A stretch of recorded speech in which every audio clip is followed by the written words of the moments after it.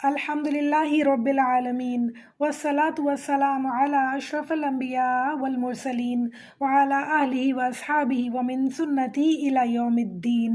اللهم اجعلنا منهم ومن الذين آمنوا وعملوا الصالحات وتواصوا بالحق وتواصوا بالصبر.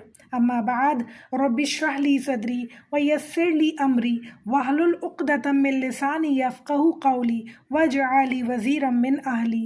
آمین یا رب العالمین. السلام علیکم ورحمۃ اللہ وبرکاتہ. ونس اگین الحمد للہ ثم الحمد للہ. سب سے پہلے میں آپ کو ایک بہت پیاری سی آیت پڑھ کے سنانا چاہتی ہوں. بسم اللہ الرحمن الرحیم. شہر رمضان الذی انزل فیہ القرآن ھدی للناس والبینات من الھدی والفرقان فمن شہد منکم الشہر فلیصمہ ومن کان مریضا او علی سفر فعدۃ من ایام اخر یرید اللہ بکم الیسر ولا یرید بکم العسر تکملوا العدۃ ولتکبروا اللہ علی ما ھداکم ولعلکم تشکرون.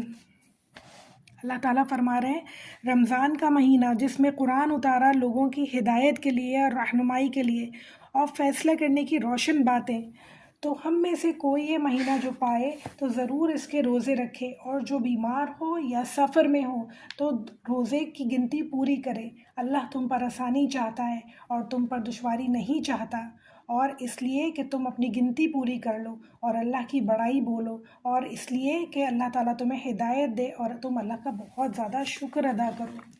الحمدللہ ثم الحمدللہ. اتنا پیارا مہینہ کے لیے، اتنے پیارے مہینے کے لیے، اور پھر اتنے پیارے قرآن کے لیے جو اللہ تعالیٰ نے ہمیں اس مہینے میں عطا فرمایا.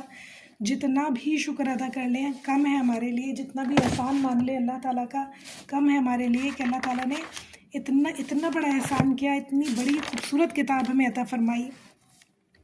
اتنا مہینہ ہے، یہ اتنا امپورٹنٹ مہینہ ہے ہمارے لیے کہ آج ہمارے ہاتھوں میں یہ جو کتاب ہے، جو ہمارا قرآن ہے نا، اتنا بابرکت ہے اور اتنا امپورٹنٹ ہے ہمارے لیے کہ آج اگر یہ ہمارے پاس نہیں ہوتا تو شاید ہماری زندگی جانوروں جیسی ہوتی، یا شاید اس سے بھی بری ہوتی، اس سے بھی خراب ہوتی.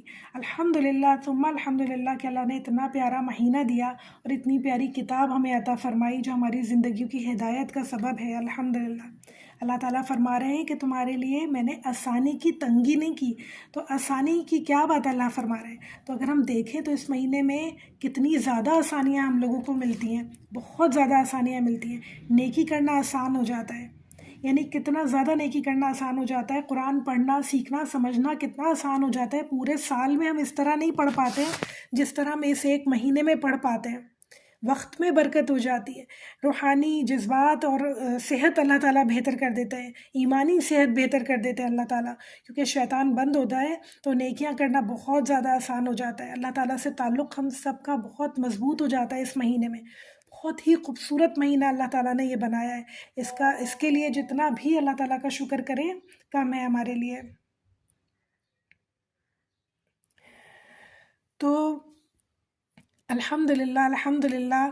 آج ہم ایک بہت ہی امپورٹنٹ اور بہت ہی خوبصورت سورہ پڑھنے والے ہیں. بہت ہی میننگ فل سورہ ہے وہ، بہت سارے میسیجز اللہ تعالیٰ نے اس میں ہمیں دیے ہیں.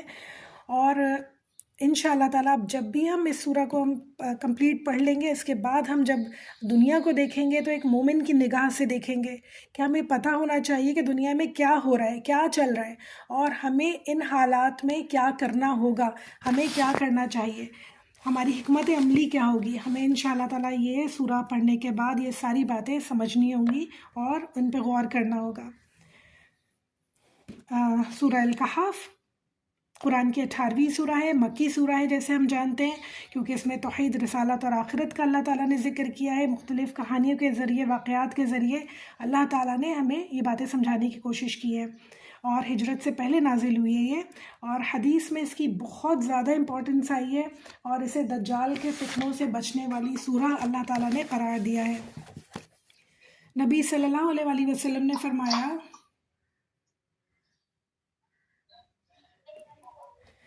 جو آدمی سورہ الکہف کی ابتدائی 10 آیات یاد کر لے گا وہ دجال کے فتنے سے محفوظ رہے گا.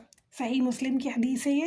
نبی صلی اللہ علیہ وسلم نے فرمایا جو شخص جمعے کے دن سورہ کہف پڑھتا ہے تو 2 جمعوں کے درمیان اس کے لیے نور روشن ہو جاتا ہے۔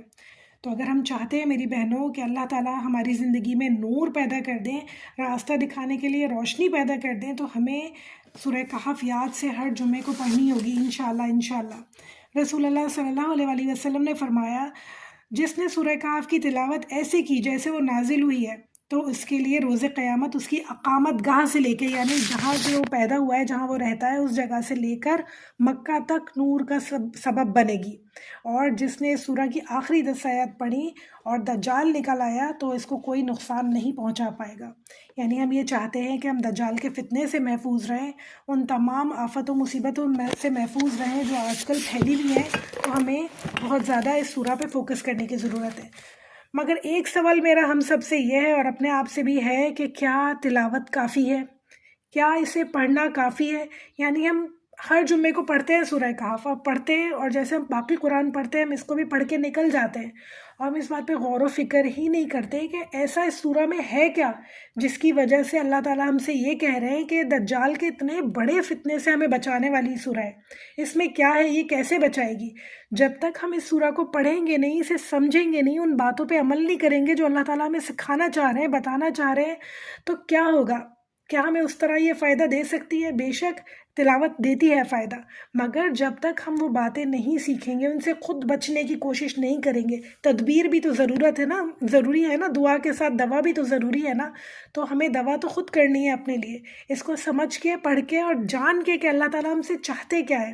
تو انشاءاللہ تعالیٰ اس سورہ کو ہم انشاءاللہ ایسے پڑھیں گے کہ اللہ تعالیٰ جس طرح ہم سے چاہتے ہیں، اور پھر اس کے بعد ہم اس کی تفسیر سے گزرنے کے بعد جب بھی ہم سورہ کہف پڑھیں گے تو ہم ایسے ہی پڑھیں گے کہ جیسے اللہ تعالیٰ ہم سے چاہتے ہیں انشاءاللہ، اور ان ساری باتوں کو ہم اپنے دماغ میں، اپنے دل میں دوبارہ دہرائیں گے کہ ہمیں کیا کرنا ہے اور ہمیں کیا نہیں کرنا، اور اس سورہ کے میسیجز کو یاد کریں گے انشاءاللہ تعالیٰ۔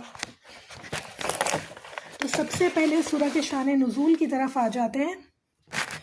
کچھ ایسی بات ہوئی کہ قریش مکہ رسول اللہ صلی اللہ علیہ وسلم سے پریشان ہو گئے تھے کہ جو در جو لوگ جو ہے اسلام کی طرف آ رہے ہیں اور ایمان لا رہے ہیں اور وہ کچھ نہیں کر سکتے۔ وہ پریشان تھے کہ ہم کس طرح ان کو نقصان پہنچا سکتے ہیں، کس طرح ان کے لیے کوئی مشکل کھڑی کر سکتے ہیں۔ اس معاملے میں وہ ملنے کے لیے گئے یہودی علماء کے پاس جو اہل کتاب تھے، کیونکہ قریش کے پاس، عربیوں کے پاس تو کوئی کتاب نہیں تھی، انہیں کوئی علم ہی نہیں تھا کتاب کے بارے میں۔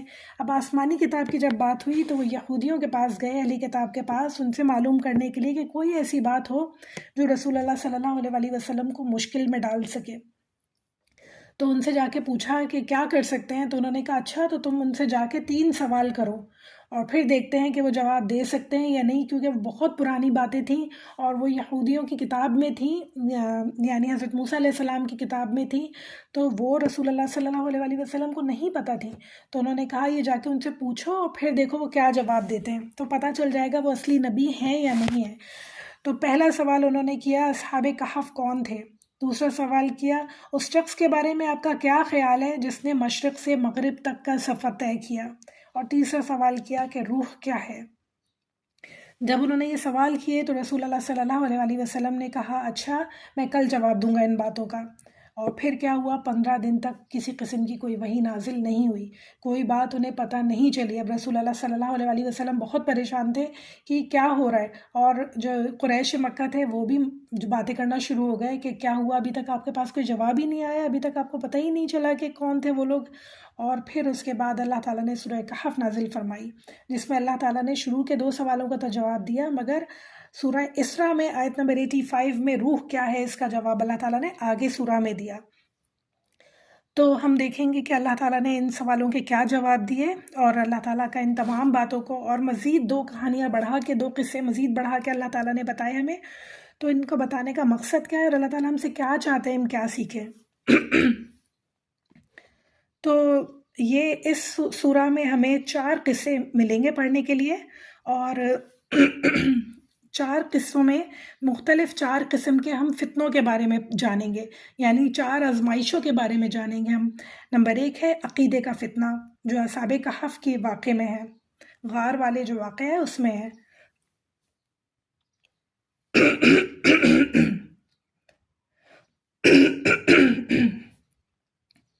پھر دوسرا ہے جناب مال کا فتنہ. یہ دو باغوں کا مالک ایک آدمی تھا، اس کا قصہ ہے. پھر اس کے بعد ہے علم کا قصہ. یہ حضرت موسیٰ علیہ السلام اور حضرت موسیٰ علیہ السلام کا قصہ ہے. اور نمبر چوتھا ہے اقتدار کا فتنہ. یہ ذوالقرنین جو ایک بادشاہ تھا، اس کی کہانی ہے. تو بہت ہی انٹرسٹنگ اور بہت ہی سبق آموز کہانیاں ہیں. شروع میں جو اللہ تعالیٰ نے ہمیں آیتیں بتائی ہیں ان کو ہم تھوڑا فاسٹ لے کے چلیں گے، اور اپنے جو ہمارا مین فوکس ہے ہمارے قصے کی طرف، پہلے قصے کی طرف جائیں گے تیزی سے. ٹھیک ہے نا انشاءاللہ. پہلے ہم پورا قصہ پڑھ لیں گے، اس کے بعد ہم دیکھیں گے کہ اللہ تعالیٰ نے ہمیں اس میں کیا بتایا ہے اور ہمیں اس پہ کیا کرنا چاہیے. اس کے لیے آج کے زمانے میں یہ ہمارے لیے قصہ کیوں امپورٹنٹ ہے اور ہمیں کیا سکھاتا ہے یہ قصہ. تو شروع کرتے ہیں. بسم اللہ الرحمن الرحیم. الحمد للہ الذی انزل علی عبدہ الکتاب ولم یجعل لہ عوجا. الحمد للہ الذی، تمام تعریفیں اللہ تعالیٰ کے لیے ہیں، تمام تعریفیں اللہ تعالیٰ کے لیے ہیں بے شک. اور اس وقت سب سے بڑی تعریف کس لیے؟ انزل علی عبدہ الکتاب ولم یجعل لہ عوجا. اس لیے کہ اللہ تعالیٰ نے اتنی خوبصورت کتاب اپنے ایک بندے کے اوپر اتاری جس میں کوئی ٹیڑھ نہیں ہے. اتنے پیار سے اللہ تعالیٰ کہہ رہے ہیں میں نے اپنے بندے کے اوپر اتاری. یعنی اللہ تعالیٰ اون کر رہے ہیں کہ میرا بندہ ہے. جیسے ہم کہتے ہیں نا میری بیٹی، میرا بیٹا، میرا شوہر. اتنی خوبصورتی سے اللہ تعالیٰ کہہ رہے ہیں میں نے اپنے بندے کے اوپر اتاری. یعنی ہم سب اللہ تعالیٰ کے بندے ہیں. یہ رسول اللہ صلی اللہ علیہ وآلہ وسلم کے بعد ان کے امتی بھی ہم سب اللہ تعالیٰ کے بندے ہیں. اتنے پیار سے اللہ تعالیٰ ہمارا ذکر کر رہے ہیں، اور اللہ تعالیٰ کہہ رہے ہیں کہ اس کتاب میں کوئی ٹیڑھ نہیں ہے. یعنی کوئی ایسی بات نہیں ہے جو انسانوں کو سمجھ میں نہ آئے، کوئی ایسی بات نہیں ہے جو حق سے ہٹی ہوئی ہو، زیادتی والی ہو یا ظلم والی ہو یا کسی بھی قسم کا اس میں ٹیڑھ ہو. یعنی اللہ تعالیٰ ہم سے یہ چاہتے ہیں کہ جب اللہ کے بندے ہم بنیں تو ہم بھی ایسی ہوں کہ ہمارے اندر کسی قسم کی کوئی ٹیڑھ نہ ہو، کوئی ایسی بات نہ ہو جو ہم ہیر پھیر کر باتیں کریں، کوئی لگی لپٹی باتیں کریں. اللہ تعالیٰ ہم سے یہ نہیں چاہتے ہیں. اللہ تعالیٰ بھی ہم سے یہی چاہتے ہیں کہ ہم حق کی بات کریں، سچ بولیں ہمیشہ. تو اللہ تعالیٰ ہم سب کو ایسا مسلمان بنائے انشاءاللہ تعالیٰ. پھر اللہ تعالیٰ کہہ رہے ہیں قیما لینذر بأسا شدیدا من لدنہ ویبشر المؤمنین الذین یعملون الصالحات ان لہم اجرا حسنا، تاکہ وہ لوگوں کو اللہ تعالیٰ کے سخت عذاب سے خبردار کر دے. پہلا ورڈ ہے قیمن، یعنی مضبوط، درست اور درست کرنے والی یہ کتاب. اللہ تعالیٰ کے عذاب سے ڈرا دے اور نیک عمل کرنے والوں کو خوشخبری سنا دے ان کے اچھے اجر کے لیے. تو اللہ تعالیٰ یہاں کوالٹیز بتا رہے ہیں قرآن کی کہ یہ قرآن جو میں نے اپنے بندے پر نازل کیا وہ کیوں کیا اور اس میں کیا ہے. قرآن میں سٹارٹنگ میں ساری آیت میں اللہ تعالیٰ ہمیں یہی بتاتے ہوئے ملیں گے. پھر فرما رہے ہیں 3 to 5 آیت میں، جس میں وہ ہمیشہ رہیں گے، اور ان لوگوں کو ڈرا دے جو کہتے ہیں کہ اللہ نے کسی کو بیٹا بنایا ہے. اس بات کا نہ انہیں کوئی علم ہے اور نہ ان کے باپ داداؤں کو تھا. بہت ہی بری بات کرتے ہیں جو یہ منہ سے نکالتے ہیں، محض جھوٹ کہتے ہیں. یعنی کسی کو بھی اللہ تعالیٰ کا بیٹا قرار دینا نہایت بڑا ظلم ہے، نہایت بڑا جھوٹ ہے. اللہ تعالیٰ کے اندر کوئی ویکنس نہیں ہے. اللہ تعالیٰ کو بیوی کی، بیٹے کی، کسی مددگار کی کوئی ضرورت نہیں ہے. اللہ تعالیٰ واحد ہیں اور ہمیشہ سے ہیں اور ہمیشہ رہیں گے. اللہ تعالیٰ کو کبھی کسی کی ضرورت نہیں ہے. اللہ تعالیٰ کو یہ بات بہت بری لگتی ہے جب کسی کو اللہ تعالیٰ کا ساتھ کھڑا کر دیا جائے کہ یہ فلاں اللہ کا بیٹا ہے یا بیٹی ہے. پھر اللہ تعالیٰ فرما رہے ہیں فَلَعَلَّكَ بَاخِعٌ نَفْسَكَ، شاید آپ ان کے پیچھے غم کے مارے اپنی جان کھو دیں کہ انہیں دین کی تعلیم مل جائے. رسول اللہ صلی اللہ علیہ وسلم کی اللہ تعالیٰ بات کر رہے ہیں کہ اتنے زیادہ وہ کنسرن تھے لوگوں کے لیے، اتنا زیادہ غم کھاتے تھے لوگوں کا کہ لوگ کسی طرح ہدایت کی طرف آ جائیں، کسی طرح انہیں ایمان مل جائے اور وہ جہنم کی آگ میں جلنے سے بچ جائیں. ہم تھوڑی دیر سورج کی روشنی میں تپش میں جا کے کھڑے ہوں اور پھر اپنا حال دیکھیں آدھے گھنٹے میں ہمارا کیا حال ہو جاتا ہے. پھر محسوس کریں ان لوگوں کی تکلیف جو ہمارے پیارے ہیں اور اللہ نہ کرے کہ وہ جہنم میں جائیں. تو ہمیں کیا کرنا ہے؟ ہمیں انہیں بچانا ہے جہنم میں جانے سے. جیسے ہمارے پیارے نبی صلی اللہ علیہ وآلہ وسلم دل میں تکلیف رکھتے تھے نا کہ میرے پیارے جتنے آس پاس کے لوگ ہیں یہ کسی طرح میں انہیں بچا لوں جہنم میں جانے کے. اللہ تعالیٰ بار بار قرآن میں ہمیں یہ کہتے ہوئے ملتے ہیں کہ کیا آپ اپنی جان ہلاک کر لیں گے اس لیے، انہیں سمجھانے کے لیے، انہیں منانے کے لیے، کیا آپ اپنی جان ہلاک کر لیں گے ان کے پیچھے؟ تو اپنے آپ کو اتنا گھلا رہے ہیں آپ ان کے پیچھے، تو ہمیں بھی اپنے دلوں میں وہ تکلیف محسوس کرنی ہوگی اپنے پیاروں کے لیے، اپنے پیارے بہن بھائیوں کے لیے، مسلمانوں کے لیے، جو ہمارے پیارے نبی صلی اللہ علیہ وآلہ وسلم کرتے تھے۔ اگر ہم ان کے سچے امتی ہیں، اگر ہم یہ چاہتے ہیں کہ ہمارا بھی کوئی کردار ہو اس دنیا میں آنے کا، ہمارے اس دنیا میں آنے کا کوئی مقصد ہو اور جو مقصد ہے ہم پورا کر کے جائیں، تو ہمیں لوگوں کی اصلاح کی کوشش کرنی ہوگی، اپنے دل میں ان کے لیے تکلیف رکھنی ہوگی انشاءاللہ۔ پھر آگے اللہ تعالیٰ بتا رہے ہیں آیت نمبر 7 میں، واقعہ یہ ہے کہ جو کچھ سر و سامان بھی زمین پر ہے وہ زمین کی زینت بنایا گیا ہے اور لوگوں کے لیے آزمائش بنایا گیا ہے کہ ان میں سے کون بہتر عمل کرنے والا ہے۔ یعنی بہنوں، جو بھی سرسبزہ، جو بھی باغات، سمندر، آسمان، زمین، پہاڑ، سب کچھ دنیا کی زینت بنایا اللہ تعالیٰ نے، تاکہ اللہ تعالیٰ ہمیں آزمائے۔ یہ سب کچھ ہماری آزمائش ہے کہ کون اچھے عمل کرتا ہے، کون یہ تمام چیزیں لے کر جو ہے انہی میں کھو جاتا ہے، انہی میں مست ہو جاتا ہے، یا یہ چیزیں استعمال کر کے اللہ کا شکر ادا کرتا ہے اور اللہ کی راہ میں خرچ کرنے کی کوششیں کرتا ہے۔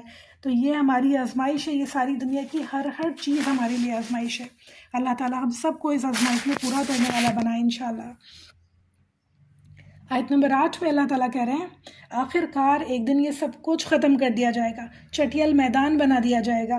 یہ آسمان، پہاڑ، زمین، یہ بڑی بڑی بلڈنگز، یہ بڑے بڑے ٹیلے، یہ سب کچھ ختم ہو جائے گا اور ایک چٹیل میدان بنا دیا جائے گا، اور اس کے بعد سب لوگوں کو دوبارہ اٹھایا جائے گا اور حشر کا میدان سجایا جائے گا۔ اس دن جنت کا اور جہنم کا فیصلہ ہوگا لوگوں کے لیے۔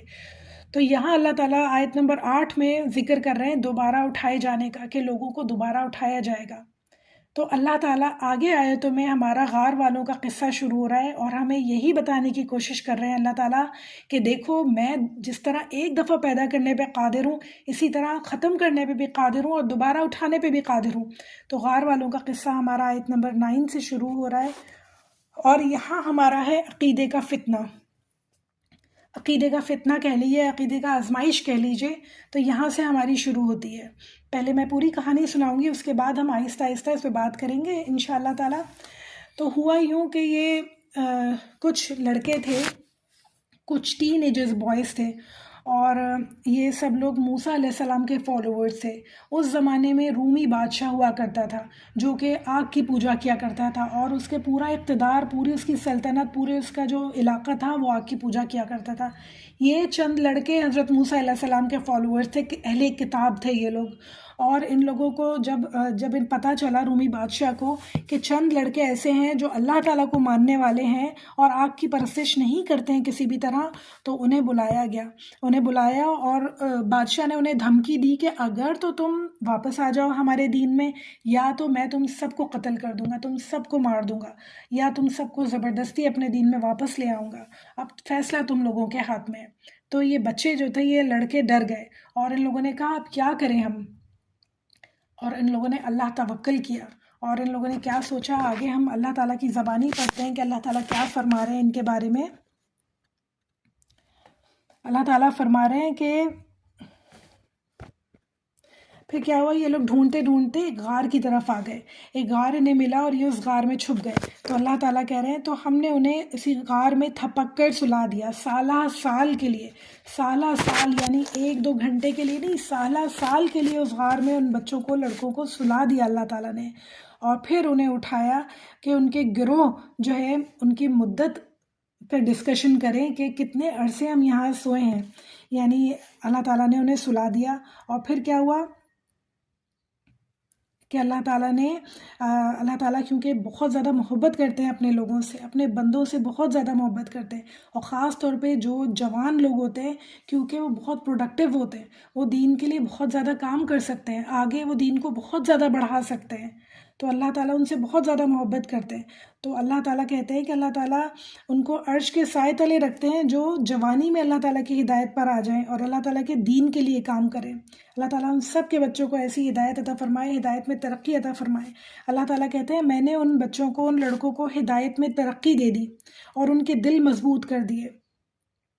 جب وہ اٹھے اور انہوں نے اعلان کر دیا، یعنی ابھی وہ غار میں نہیں گئے ہیں، وہ سوئے بھی نہیں ہیں، اور وہ انہوں نے اعلان کر دیا کہ بس ہمارا رب تو اللہ ہی ہے جو آسمانوں اور زمین کا رب ہے، ہم اس کو چھوڑ کر کسی دوسرے معبود کو نہیں پکاریں گے. اگر ہم ایسا کریں تو بالکل غلط بات کریں گے. پھر انہوں نے آپس میں ایک دوسرے سے کہا کہ ہماری قوم تو رب کائنات کو چھوڑ کر غلط معبودوں کو عبادت کرنے میں لگ گئی ہے، یعنی جو آگ کی پرستش کرنے لگی ہے. تو اگر ہم ان کے ہاتھ آ گئے تو یہ ہمارے ساتھ بہت برا سلوک کرنے والے ہیں. ہو سکتا ہے ہمیں سنسار کر دیں، ہو سکتا ہے کہ ہمیں زبردستی اپنے دین پر لے آئیں اور ہم سے حرام کام کروائیں. تو ہمیں اپنے دین کو بچانے کے لیے، اپنی عزتوں کو بچانے کے لیے یہاں سے چلے جانا ہوگا اور یہ جگہ چھوڑ دینی ہوگی. اور انہوں نے غار ڈھونڈا اور انہوں نے وہاں پناہ لی. اس بات سے ہمیں کیا پتہ چلتا ہے؟ اس بات سے سب سے پہلے تو ہمیں اللہ توکل پتہ چلتا ہے کہ اللہ توکل بہت زیادہ امپورٹنٹ ہے. ہر معاملے میں پینک کرنے کی ضرورت نہیں ہے، رش کرنے کی ضرورت نہیں ہے، بلکہ اللہ تعالیٰ سے دعا کرنے کی ضرورت ہے اور اللہ توکل کی ضرورت ہوتی ہے کہ اللہ تعالیٰ تمام معاملات میں ہمارے بہتری کریں گے انشاءاللہ تعالیٰ. اور پھر دوسری بات ہمیں کیا ملتی ہے کہ دیکھیں اللہ تعالیٰ نے انہیں غار میں لے گئے، وہ بچے غار میں چلے گئے، ان لوگوں نے سب کچھ چھوڑ دیا، ہر چیز چھوڑ دی. ہم دنیا کے لیے کتنی فکر کرتے ہیں، بچوں کا کیا ہوگا، بچوں کا سال ضائع نہ ہو جائے، ہر چیز ہم بچوں کے لیے فکر کرتے ہیں، مگر ہم اللہ تعالیٰ کو چھوڑ دیتے ہیں. اللہ تعالیٰ ہم سے کیا چاہتے ہیں، ہمارا دین ہم سے کیا چاہتا ہے، ہمارا ایمان ہم سے کیا چاہتا ہے، ہم چھوڑ دیتے ہیں. وہ باتوں پہ ہم اتنا فوکس نہیں کرتے. ان بچوں نے اپنے ایمان پہ فوکس کیا کہ ہمیں ہمارے ایمان کے لیے کیا کرنا ہوگا، اور انہوں نے اللہ تعالیٰ سے دعا کی اور اللہ تعالیٰ نے ان کی دعا قبول کی. اللہ تعالیٰ سے انہوں نے کیا دعا کی؟ فَقَالُوا رَبَّنَا آتِنَا مِن لَدُنْكَ رَحْمَةً. تو انہوں نے کہا اللہ ہمیں اپنی رحمت سے نواز دے، اور اللہ تعالیٰ نے انہیں اپنی وسیع رحمت سے نواز دیا اور انہیں اللہ تعالیٰ نے ایک غار میں سلا دیا. اللہ تعالیٰ کہتے ہیں آیت نمبر 17 میں، تم انہیں غار میں دیکھتے تو تمہیں یوں نظر آتا کہ سورج جب نکلتا ہے تو ان کے غار کو چھوڑ کر رائٹ ہینڈ سے نکلتا ہے. یعنی وہ غار میں سو رہے تھے اتنے اللہ توکل ہو کے، تو سورج نکلتا تھا تو ان کے اوپر روشنی نہیں آتی تھی، رائٹ ہینڈ سے سائڈ سے ہو کے نکلتا تھا. یعنی اللہ تعالیٰ اس کو ایسے نکالتے تھے. اللہ تعالیٰ کہہ رہے ہیں کہ ان کے اوپر روشنی نہ آئے اور وہ ڈسٹرب نہ ہو جائے، ڈائریکٹ ان کے اوپر سن لائٹ نہ آ جائے. اور جب غروب ہوتا تو بچ کر دائیں ہاتھ سے یعنی لیفٹ ہینڈ سے اس طرح غروب ہوتا لیفٹ سائڈ سے کہ ان کے اوپر پرچھائی نہ آئے سورج کی اور ان کی نیند ڈسٹرب نہ ہو جائے. سبحان اللہ، یہ اللہ توکل ہونے کی نشانی ہے. جب انسان اللہ توکل ہو جاتا ہے نا، اللہ تعالیٰ کے اوپر پہ سارے معاملات چھوڑ دیتا ہے، تو اللہ تعالیٰ اس طرح خود بخود اس کے لیے آسانیاں کرتے چلے جاتے ہیں کہ انسان کو محسوس بھی نہیں ہوتا کہ اللہ تعالیٰ اس کے لیے کتنی آسانیاں کر رہے ہیں. اور وہ غار کے اندر ایک وسیع جگہ میں پڑے تھے. یہ اللہ تعالیٰ کی نشانیوں میں سے ایک ہے. جسے وہ ہدایت دے وہی ہدایت پانے والا ہے،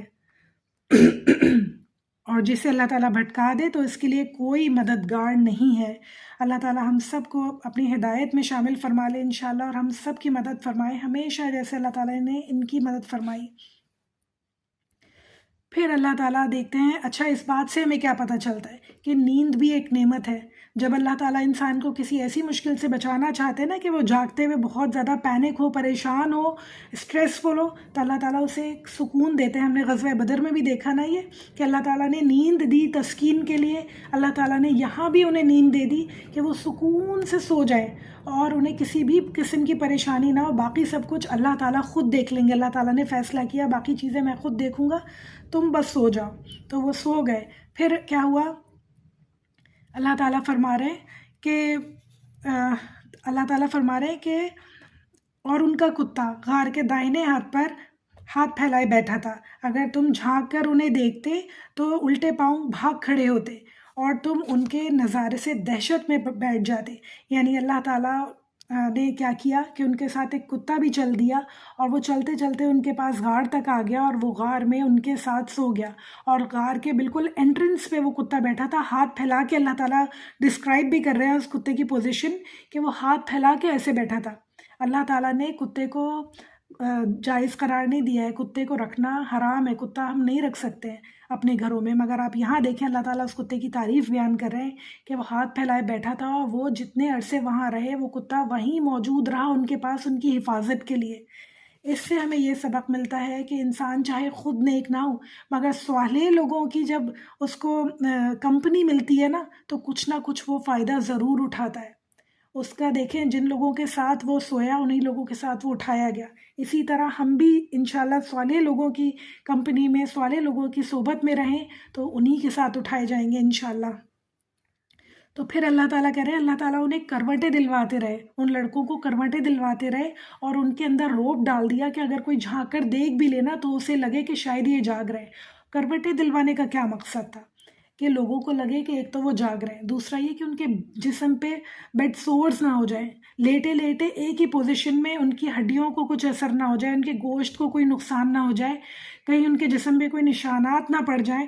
ہر چیز کا اللہ تعالیٰ نے خود ہی انتظام کر کے رکھا تھا، کچھ بھی انہیں کرنے کی ضرورت نہیں پڑی. اللہ تعالیٰ انہیں کروٹیں سوتے میں دلاتے رہتے تھے کہ انہیں اور دیکھنے والے کو ایسا لگے کہ جیسے وہ جاگ رہے ہیں. اور آپ دیکھیں وہ ایسی جگہ پہ سو رہے تھے جہاں کوئی ان کی خیال رکھنے والا نہیں تھا. ماں ہونے کی حیثیت سے اگر ہم وہاں ہوتے تو ہم کتنے پریشان ہوتے. میرا بچہ وہ بچے ایلیٹ کلاس کے بچے تھے، امیر گھرانوں کے بچے تھے، اچھی فیملیز کے بچے تھے. انہوں نے اپنے گھروں کو چھوڑا، اپنے ماں باپ کو چھوڑا، اپنی عیش و عشرت چھوڑی، اپنی تعلیم چھوڑی، سب کچھ چھوڑ دیا، اپنے دوست احباب کو چھوڑ دیا. وہ ساری چیزیں جو بچے پسند کرتے ہیں، وہ ساری چیزیں جو انہیں بہت محبوب ہوتی ہیں، ان کے بغیر ان کا گزارا نہیں ہوتا، سب کچھ چھوڑ دیا انہوں نے اللہ تعالیٰ کی خاطر، اور صرف اللہ کی خاطر ہجرت کر لی ایسی جگہ سے جہاں انہیں اللہ کے دین پر عمل کرنا مشکل تھا.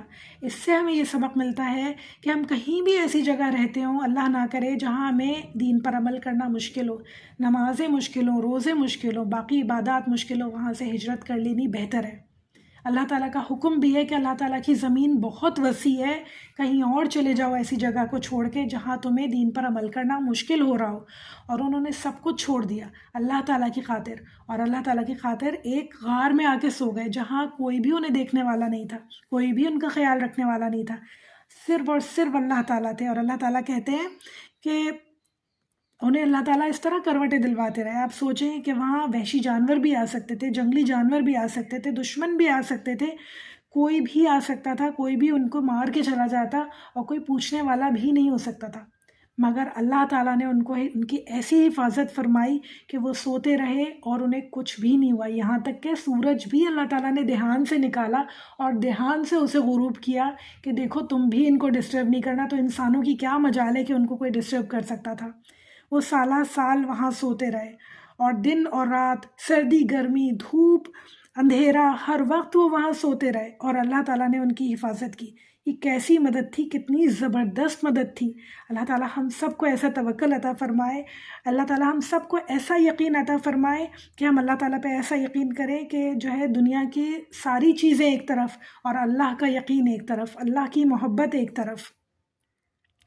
پھر کیا ہوا کہ اللہ تعالیٰ کہہ رہے ہیں کہ ایسے ہی عجیب کرشمہ ہے یہ. اور پھر ہم نے انہیں اٹھا بٹھایا، یعنی اللہ تعالیٰ نے ایک دن انہیں جگا دیا. تو ذرا آپس میں کچھ پوچھ لیں. ان میں سے ایک نے پوچھا کہو کتنی دیر اس حال میں رہے؟ دوسرے نے کہا شاید دن یا اس سے کچھ کم رہے ہوں گے. پھر وہ بولے اللہ ہی بہتر جانتا ہے کہ ہمارا کتنا وقت اس حال میں گزرا. چلو اب اپنے میں سے کسی کو چاندی کا یہ سکہ دے کر شہر بھیجیں اور دیکھیں کہ سب میں پاکیزہ کھانا کہاں ملتا ہے. سبحان اللہ. آپ دیکھیں ذرا. اچھا سے پہلے انہوں نے آپس میں بات چیت شروع کی کہ یہاں کتنی دیر ٹھہرے ہم، شاید صبح سے شام تک، شاید ایک دن، شاید 2 دن. کس نے کچھ کہا، کسی نے کچھ کہا. یعنی انہیں بالکل اندازہ نہیں تھا کہ ہم یہاں کتنے دن ٹھہرے ہیں، کتنا عرصہ ٹھہرے ہیں. بہنوں بالکل ایسے ہی ہمیں دنیا میں سے جب جا رہے ہوں گے نا تو ہمیں لگے گا. آج جب ہم پیچھے پلٹ کر دیکھیں نا تو یقین نہیں آتا کس طرح اتنے سال گزر گئے ہمیں دنیا میں آئے ہوئے. یعنی ایسا جو جسے کہتے ہیں نا کہ اذان سے نماز تک کا وقت لگے گا جب ہم دنیا سے جا رہے ہوں گے، بالکل ایسا ہی ہے کہ ایسا لگے گا صبح آئے اور شام کو جا رہے ہیں. یہ 40 سال، 50 سال، 60، 70، 80 سال کہاں گزر گئے پتہ ہی نہیں چلے گا. تو یہ دنیا جب ہم سب کچھ بھول جائیں گے اس وقت جاتے وقت کہ ہم نے یہ ساری جو ہم نے تفریحات کی، جو مزے کیے، جو ہم نے چیزیں ہم نے دنیا میں کام کیے وہ کیا تھے، جب ہم اس وقت یاد ہی نہیں رہنے تو ان کا فائدہ کیا ہے. سب کچھ جائز ہے، سب کچھ کرنا جائز ہے، مگر ان کی وجہ سے دنیا میں کھو نہیں جانا، مست نہیں ہو جانا، آخرت کو نہیں بھول جانا، اللہ تعالیٰ کو نہیں بھول جانا. اس دنیا میں رہتے ہوئے اللہ تعالیٰ کو یاد رکھنا ہے، رہتے ہوئے اللہ تعالیٰ کے احکامات کی پابندی کرنی ہے، پاسداری کرنی ہے، تاکہ انشاءاللہ تعالیٰ جب ہم اٹھائے جائیں تو ہم شرمندہ نہ ہوں، جب ہمارا جانے کا وقت ہو تو ہم شرمندہ نہ ہوں انشاءاللہ۔ تو وقت کا انہیں بالکل احساس نہیں ہوا کہ ہم کتنی دیر یہاں ٹھہرے، پھر بھوک لگ رہی تھی، اور پھر ایک نے کہا کہ اچھا چاندی کا سکہ لو، شہر کی طرف جاؤ، دیکھو پاکیزہ کھانا کہاں ملتا ہے، حلال کھانا کہاں ملتا ہے۔ اس وقت بھی انہیں حلال اور پاکیزہ کھانے کی طلب تھی، خواہش تھی۔ اللہ تعالیٰ ہم سب کو بھی ہمیشہ حلال کھاتا ہوا رکھے، حلال کی طرف رکھے انشاءاللہ تعالیٰ، ہم کبھی بھی حرام کی طرف نہ جائیں کسی بھی طرح کے انشاءاللہ تعالیٰ۔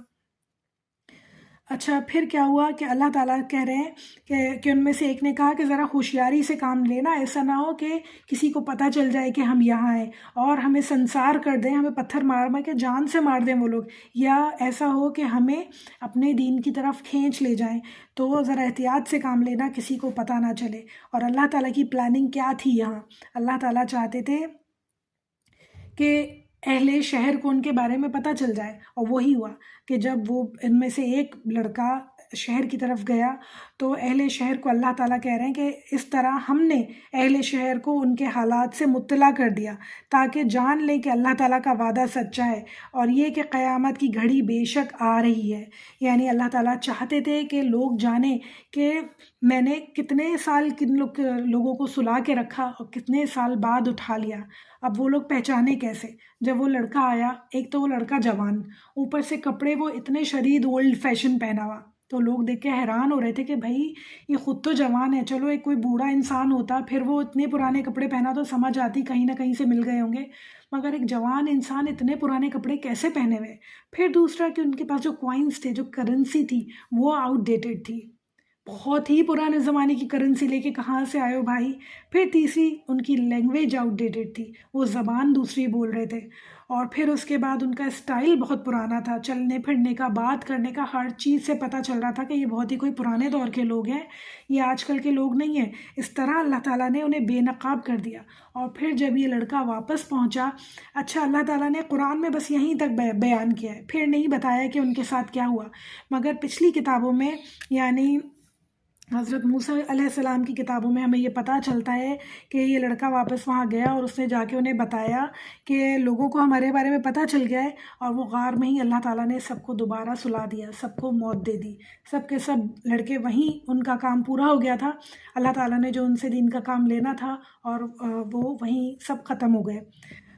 تو پھر ہمیں کیا پتہ چلتا ہے اس بات سے کہ اللہ تعالیٰ جسے جب چاہیں، یعنی اتنے سال اللہ نے انہیں سلا کر رکھا اور انہیں کچھ نہیں ہوا، اور اللہ تعالیٰ جب انہیں ختم کرنا چاہتے تھے اللہ تعالیٰ نے انہیں فوراً سے ان سے کام جتنا لینا تھا پورا ہوا، اللہ تعالیٰ نے انہیں ہمیشہ کے لیے سلا دیا۔ تو اللہ تعالیٰ ہر چیز پر قادر ہے۔ اللہ تعالیٰ اس آیت میں فرما رہے تھے نا کہ اللہ تعالیٰ چٹیل میدان بنا دیں گے اور پھر اس کے بعد سب کو کھڑا کر دیں گے، اور وہ حشر کا دن قائم ہوگا، اس دن جنت اور دوزخ کا فیصلہ ہوگا۔ تو یہ سب کچھ اللہ تعالیٰ اس لیے بتا رہے ہیں کہ اللہ تعالیٰ ہر چیز پر قادر ہے، ہر کسی کو موت دینے پر، پیدا کرنے پر، دوبارہ موت دینے پر قادر ہے اللہ تعالیٰ۔ پھر ہمیں اس بات سے یہ پتہ چلتا ہے کہ اچھا پھر اس کے بعد کیا ہوا کہ وہاں پہ لوگ جمع ہو گئے، جو لوگ شہر کے تھے وہ جمع ہو گئے، اور انہوں نے آپس میں بات چیت شروع کی، جھگڑا کرنا شروع کر دیا کہ اصحاب کہف کے ساتھ کیا معاملہ کیا جائے۔ ان کو بہت ہی کوئی وہ نئی سی چیز لگ رہے تھے، بہت لگ رہا تھا کہ یہ تو نا کوئی نشانی ہے، تو انہوں نے اس لیے کہا کہ کچھ نے کہا کہ ان پر دیوار چنوا کر ان کا معاملہ ان کے رب کے ساتھ کرتے ہیں تو بہتر ہے، مگر کچھ لوگوں نے کہا کہ ان پر ہم ایک عبادت گاہ بنا دیتے ہیں۔ پھر کیا ہوتا ہے، عبادت گاہ بن جاتی، کچھ سالوں بعد لوگ سمجھتے کہ شاید یہ کوئی بہت اللہ کے نیک لوگ ہیں، ان کی عبادت کرنا شروع کر دیتے، قبروں پہ سجدہ کرنا شروع کر دیتے، مختلف قسم کے مسئلے مسائل پیدا ہو سکتے تھے۔ تو اللہ تعالیٰ ہمیں یہاں یہ سکھا رہے ہیں کہ فالتو بحث کا کوئی مقصد نہیں ہے۔ جو یہاں آپ کو یہاں لوگوں نے بات شروع کی کہ اب ان کے ساتھ کیا کیا جائے، ان کا ہمیں کیا کرنا چاہیے، آپس میں بحث مباحثے کرنے شروع کر دیے، اس کا کوئی مقصد نہیں تھا، اور ہمیں اللہ تعالیٰ منع کرتے ہیں فالتو بحثوں سے۔ اسلام کے معاملے میں، دین کے معاملے میں فالتو بحث سے اللہ تعالیٰ بہت سختی سے منع کرتے ہیں۔ اللہ تعالیٰ کہتے ہیں صرف کام کے معاملے میں بات کرو، یعنی تعداد پر بحث مت کرو۔ یعنی اب آیت نمبر 22 میں اللہ تعالیٰ کہہ رہے ہیں کچھ لوگ کہیں گے کہ وہ 3 تھے اور چوتھا ان کا کتا تھا۔ اب ہم سب کے ذہن میں یہ بات آتی ہے کہ وہ تھے کتنے اصحاب کہف، اور کیا ہوا ان کے ساتھ، کیا کیا معاملات ہوئے؟ تو اللہ تعالیٰ کہہ رہے ہیں کہ کچھ لوگ کہیں گے 3 تھے اور چوتھا ان کا کتا تھا، اور دوسرے کچھ کہیں گے 5 تھے چھٹا ان کا کتا تھا، اور پھر یہ اپنے مطلب کی ہانکے جاتے ہیں۔ اللہ تعالیٰ کہہ رہے ہیں کچھ اور کہتے ہیں کہ 7 تھے اور 8واں ان کا کتا تھا، کہو میرا رب ہی بہتر جانتا ہے کہ وہ کتنے تھے۔ اللہ تعالیٰ نے تعداد نہیں بتائی ہمیں۔ تعداد کیوں نہیں بتائی اللہ تعالیٰ نے؟ اس لیے کہ اللہ تعالیٰ ہم سے یہ چاہتے ہیں کہ مین جو ٹاپک ہے، مین جو بات ہے، اس پہ فوکس کریں ہم، تعداد پہ ہم نہ جائیں۔ ہم کہانی میں الجھاؤ پیدا نہیں کریں کہ وہ کتنے بجے گئے، کتنے بجے سوئے، کتنے بجے اٹھے، کیا تاریخ تھی، کیا جگہ تھی، دن تھی یا رات تھا۔ ہمیں ان باتوں سے مطلب نہیں ہونا چاہیے۔ ہمیں مطلب اس بات سے ہے کہ وہ بچے تھے، وہ لڑکے تھے، اور انہوں نے کس طرح اللہ توکل کیا اور کس طرح جا کے وہ غار میں چھپ گئے۔ اللہ تعالیٰ نے کس طرح ان کی حفاظت کی، اور پھر انہیں اٹھایا، اور پھر انہیں لوگوں کے سامنے لائے، اور لوگوں نے جب انہیں دیکھ لیا، جب پہچان گئے کہ اتنے ہزاروں سال پرانے لوگ ہیں، اور پھر اللہ تعالیٰ نے انہیں دوبارہ سلا دیا، یہ دکھانے کے لیے کہ اللہ تعالیٰ ہر چیز پر قادر ہے۔ پھر اللہ تعالیٰ فرما رہے ہیں کہ کم ہی لوگ ان کی صحیح تعداد کو جانتے ہیں، بس تم سرسری بات سے بڑھ کر ان کی تعداد کے معاملے میں لوگوں سے بحث نہ کرو، اور ان کے متعلق کسی سے کچھ نہ پوچھو، کیونکہ اگر اللہ تعالیٰ چاہتا تو تعداد ہمیں خود ہی بتا دیتا، مگر تعداد بتانے میں سے کیا ہوتا؟ کیا ہمارا ایمان بڑھ جاتا؟ کیا ہمیں فائدہ ہوتا؟ کون سا ہمیں فائدہ ہونا تھا پتہ چل کے ہمیں کہ وہ 4 تھے یا 5 تھے یا 7 تھے یا 8 تھے؟ ہمیں کوئی فائدہ نہیں ہونا تھا۔ جو چیز کا ہمیں فائدہ ہونا ہے ہمیں اس پہ فوکس رکھنا چاہیے۔ اللہ تعالیٰ کا یہ مطلب ہے۔ اور یہاں پہ ایک دعا بھی ہمیں بتائیے، اللہم انی اعوذ بک من علم لا ینفع، اے اللہ ہمیں ایسے علم سے بچا جو ہمیں فائدہ نہ دے، جو ہم بحثوں میں پڑھ کے صرف کچھ حاصل کرنا چاہتے ہیں، کچھ پوچھنا چاہتے ہیں، کچھ سننا چاہتے ہیں، اس علم سے ہمیں بچائے۔ اللہ تعالیٰ ہمیں ایسا علم عطا فرمائے جو ہمیں فائدہ دے، جو ہمارے دین کو، ہمارے ایمان کو بڑھائے انشاءاللہ تعالیٰ۔ پھر اللہ تعالیٰ آگے فرما رہے ہیں آیت نمبر 23-24 میں، اور دیکھو کسی چیز کے بارے میں کبھی یہ نہ کہو کہ میں کل کروں گا، تم کچھ نہیں کر سکتے الا یہ کہ اللہ چاہے۔ اگر بھولے ہو تو ایسی بات اپنی زبان سے نکل جائے تو فوراً اپنے رب کو یاد کرو اور کہو کہ میرا رب اس معاملے میں ہدایت کے قریب تر بات کی رہنمائی فرما دے۔ یہ بات کی جا رہی ہے رسول اللہ صلی اللہ علیہ وسلم سے، یعنی جب قریش مکہ آئے اور انہوں نے کہا کہ ہمیں بتائیں کہ یہ سب کیا ہے، تو رسول اللہ صلی اللہ علیہ وسلم نے فرمایا کہ میں تمہیں کل بتاؤں گا، اور وہ انشاءاللہ کہنا بھول گئے۔ تو اللہ تعالیٰ آیت نمبر 23-24 میں ہمیں یہ بتا رہے ہیں کہ انشاءاللہ کی امپورٹنس بہت زیادہ ہے، کہ اللہ تعالیٰ نے چاہا تو یہ کام ہوگا، اور ہر معاملے میں ہمیں انشاءاللہ ضرور پڑھنا چاہیے، اللہ تعالیٰ سے مدد ضرور مانگنی چاہیے ہمیں ہر معاملے میں انشاءاللہ، کہ اللہ تعالیٰ ہماری رہنمائی کرے، اللہ تعالیٰ ہمیں ہدایت کا راستہ دکھائیں انشاءاللہ۔ تو ایک اور اہم بات یہاں وہ یہ کہ وہی بات کہ صرف یہ نہیں کہ میں ضرور کروں گا، میں یعنی اللہ تعالیٰ یہ کہنا چاہتے ہیں کہ یہ صرف رسول اللہ صلی اللہ علیہ وسلم کی بات نہیں ہے، یعنی کہ اللہ تعالیٰ ان کے ذریعے باقی لوگوں کو بتانا چاہتے ہیں۔ رسول اللہ صلی اللہ علیہ وسلم تو بہت زیادہ نیک انسان تھے، جیسے ہمیں پتہ ہے، ہم لوگ بھول جاتے ہیں باتیں، ہم لوگ امپورٹنس نہیں دیتے ان باتوں کو، تو اللہ تعالیٰ ہمیں بتانا چاہتے ہیں کہ دیکھو تم کچھ بھی نہیں ہو، تم کچھ نہیں کر سکتے جب تک میری ہدایت نہ ہو، جب تک میں نہ چاہوں، تو مجھ سے رجوع کرو، جو بھی تمہیں کام کرنا ہے، میں کل یہ کروں گی، میں پرسوں ایسے کروں گا، میں وہاں جاؤں گا، آپ کچھ نہیں کر سکتے جب تک اللہ کی مدد شامل نہیں ہو۔ تو اللہ تعالیٰ کی مدد حاصل کرنے کے لیے ہمیں انشاءاللہ کہنا ہوگا کہ اللہ تعالیٰ چاہیں تو انشاءاللہ ایسا ہوگا۔ پھر آیت نمبر 25-26 میں ہم دیکھتے ہیں اللہ تعالیٰ اور کچھ آگے بتا رہے ہیں غار والوں کے بارے میں۔ ابھی اللہ تعالیٰ نے دیکھے پوری بات بتا دی، پھر آخر میں جا کے اللہ تعالیٰ ہمیں تعداد کے بارے میں بات کر رہے ہیں کہ لوگ کہیں گے کہ کتنے لوگ تھے۔ پھر اس کے بعد اللہ تعالیٰ اور 25-26 آیت میں جا کے بات کر رہے ہیں اور فرما رہے ہیں، اور وہ اپنے غار میں 300 سال رہے۔ کتنے بعد میں جا کے اللہ تعالیٰ ہمیں ٹائم بتا رہے ہیں کہ اتنے، اور ہم جب بات کرتے ہیں کہ غار والے تھے تو پہلا سوال ہمارا کیا ہوتا ہے، کتنے تھے اور کتنا عرصہ رہے غار میں؟ یعنی ہم امپورٹنٹ باتوں کو چھوڑ کے، ہمیشہ انسان کی نیچر ہے کہ وہ چیزوں کے پیچھے لگ جاتا ہے، کہ کیا تھا کیا نہیں تھا، بھائی یہ مقصد نہیں ہے بتانے کا، جو مقصد ہے اس پہ غور کرو، اللہ تعالیٰ ہم سے یہ چاہتے ہیں۔ اس لیے پوری سٹوری اللہ تعالیٰ نے ہمیں شروع میں سنا دی، اور یہ بالکل لاسٹ کی آیتوں میں اللہ تعالیٰ ہمیں بتا رہے ہیں کہ وہ کتنے تھے اور تمہیں مقصد ہے اس بات سے یا نہیں ہے۔ پھر اب اللہ تعالیٰ آیت میں بتا رہے ہیں ہمیں کہ وہ 300 سال سوئے رہے، اور کچھ لوگ مدت 9 سال اور بھی زیادہ شمار کرتے ہیں، یعنی 309 سال۔ اچھا، یہودیوں کا جو کیلنڈر ہے سولر کیلنڈر سے وہ چلتے ہیں، اس کے حساب سے 300 سال، اور لونر کیلنڈر جو ہے چاند کے حساب سے عربی چلا کرتے تھے، اور ہم بھی چلتے ہیں، اور اس زمانے کے عربی، اور ہمیشہ سے عرب ممالک جو ہے لونر کیلنڈر سے چلتے ہیں، تو ان کے حساب سے 309 سال۔ تو یہ دونوں کی اللہ تعالیٰ تعداد بتا رہے ہیں کہ اگر یہودیوں کے حساب سے دیکھو تو 300 سال وہ سوئے رہے، عربیوں کے حساب سے مشرکین مکہ کے حساب سے دیکھا جائے تو وہ 309 سال سوئے رہے وہاں پہ۔ تم کہو اللہ ان کے قیام کی مدت زیادہ جانتا ہے، آسمانوں اور زمین کے سب پوشیدہ احوال اسی کو معلوم ہے، کیا خوب ہے وہ دیکھنے والا اور سننے والا۔ زمین اور آسمان کی مخلوق کا کوئی خبرگیر اس کے سوا نہیں ہے، وَلَا يُشْرِكُ بِحُكْمِهِ أَحَدًا، اور اپنی حکومت میں کسی کو شریک نہیں کرتا۔ کوئی نہیں ہے جو شریک ہو سکے اللہ تعالیٰ کے ساتھ، کوئی نہیں شریک ہو سکتا، ہر چیز اللہ تعالیٰ جاننے والے ہیں۔ تو پورا واقعہ کیا بتاتا ہے ہمیں بہنوں؟ ہمیں یہ بتاتا ہے کہ کمپرومائز دین کے معاملے میں ہمیں نہیں کرنا ہے بالکل بھی۔ سب سے پہلے سب سے امپورٹنٹ پوائنٹ جو ہے وہ کیا ہے کہ دین کے معاملے میں کسی قسم کا کوئی کمپرومائز نہیں کرنا ہے، اور دعائیں کرتے رہیں، اور اگر ایسی جگہ رہتے ہیں جہاں پہ ایمان پہ مشکل ہے عمل کرنا تو اس جگہ سے ہجرت کر جائیں۔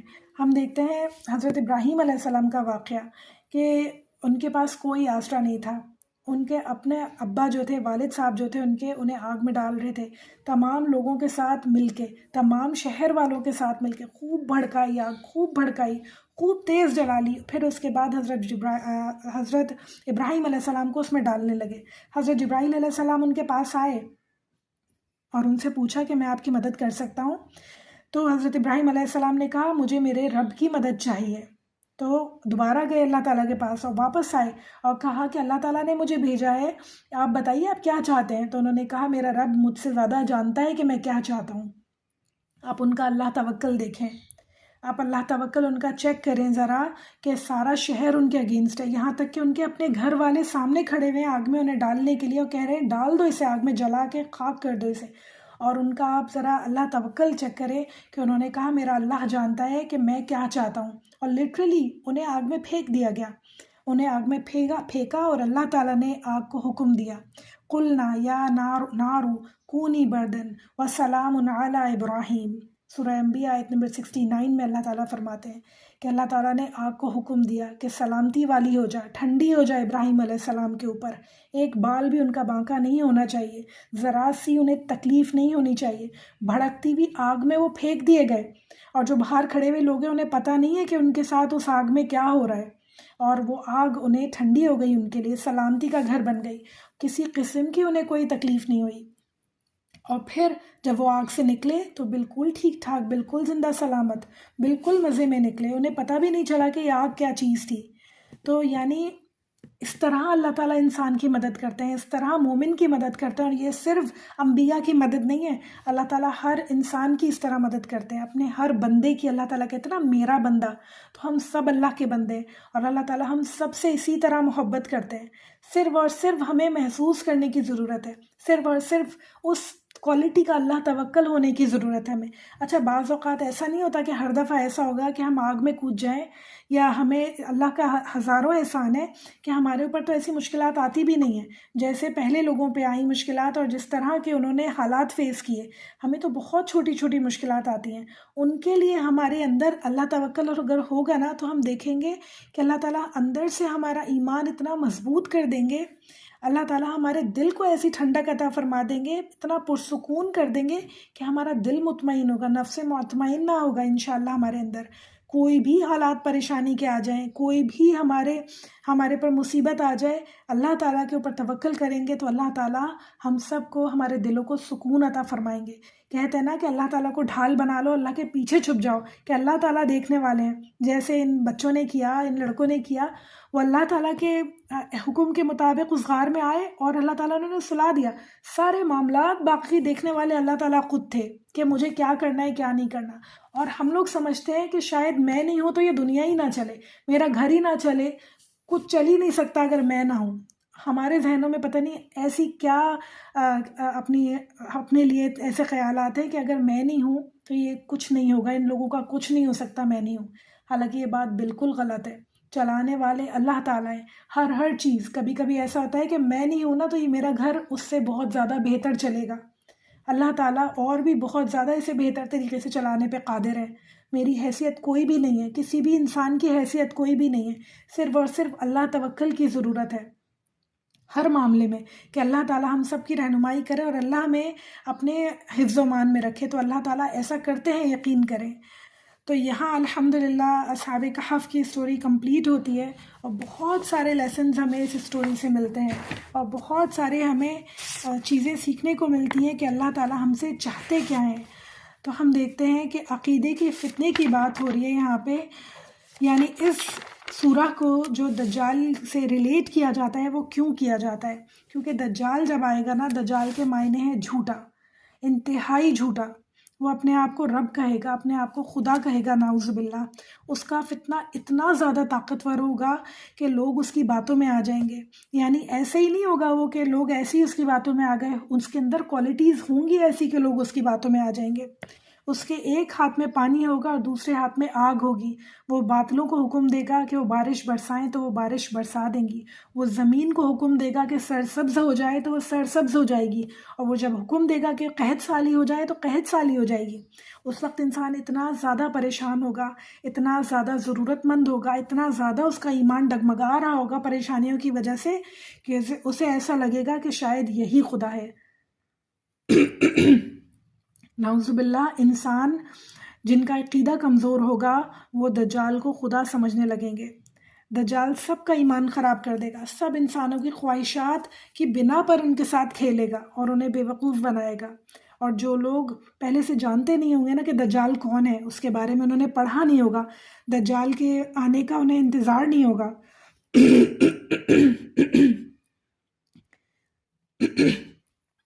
یعنی وہ یہ سمجھتے نہیں ہوں گے کہ ہاں دجال آئے گا، اور وہ اس کے بارے میں پڑھیں گے نہیں، اس سے بچنے کی دعائیں نہیں کریں گے، تو سب کے سب اس کی باتوں میں آ جائیں گے.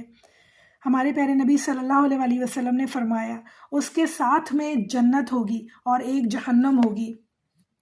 جہنم جیسی چیزیں ہوں گی لیکن اس کی جنت دراصل جہنم ہوگی اور جہنم دراصل جنت ہوگی. صحیح مسلم کی حدیث ہے. یعنی حقیقت کو الٹ کر پیش کرے گا. اتنا جھوٹا، اتنا وہ چال باز ہوگا کہ وہ چیزوں کو بالکل الٹ کر ہمیں دکھائے گا، مینیپولیٹ کر کے دکھائے گا، ہمیں بالکل حقیقت سے دور کر کے چیزوں کو دکھائے گا. ہم دیکھتے ہیں آج کل کے زمانے میں دجالی فتنے کتنے زیادہ موجود ہیں. ہماری نظر کے سامنے کتنی ایسی چیزیں موجود ہیں جو حقیقتاً کچھ اور ہوتی ہیں اور دکھائی کچھ اور جاتی ہیں. ہم نظر گھمائے تو چاروں طرف آج کل زمانے میں ایسی چیزیں ہمیں نظر آتی ہیں. اللہ تعالیٰ ہم سب کو ان تمام دجالی فتنوں سے بچائے.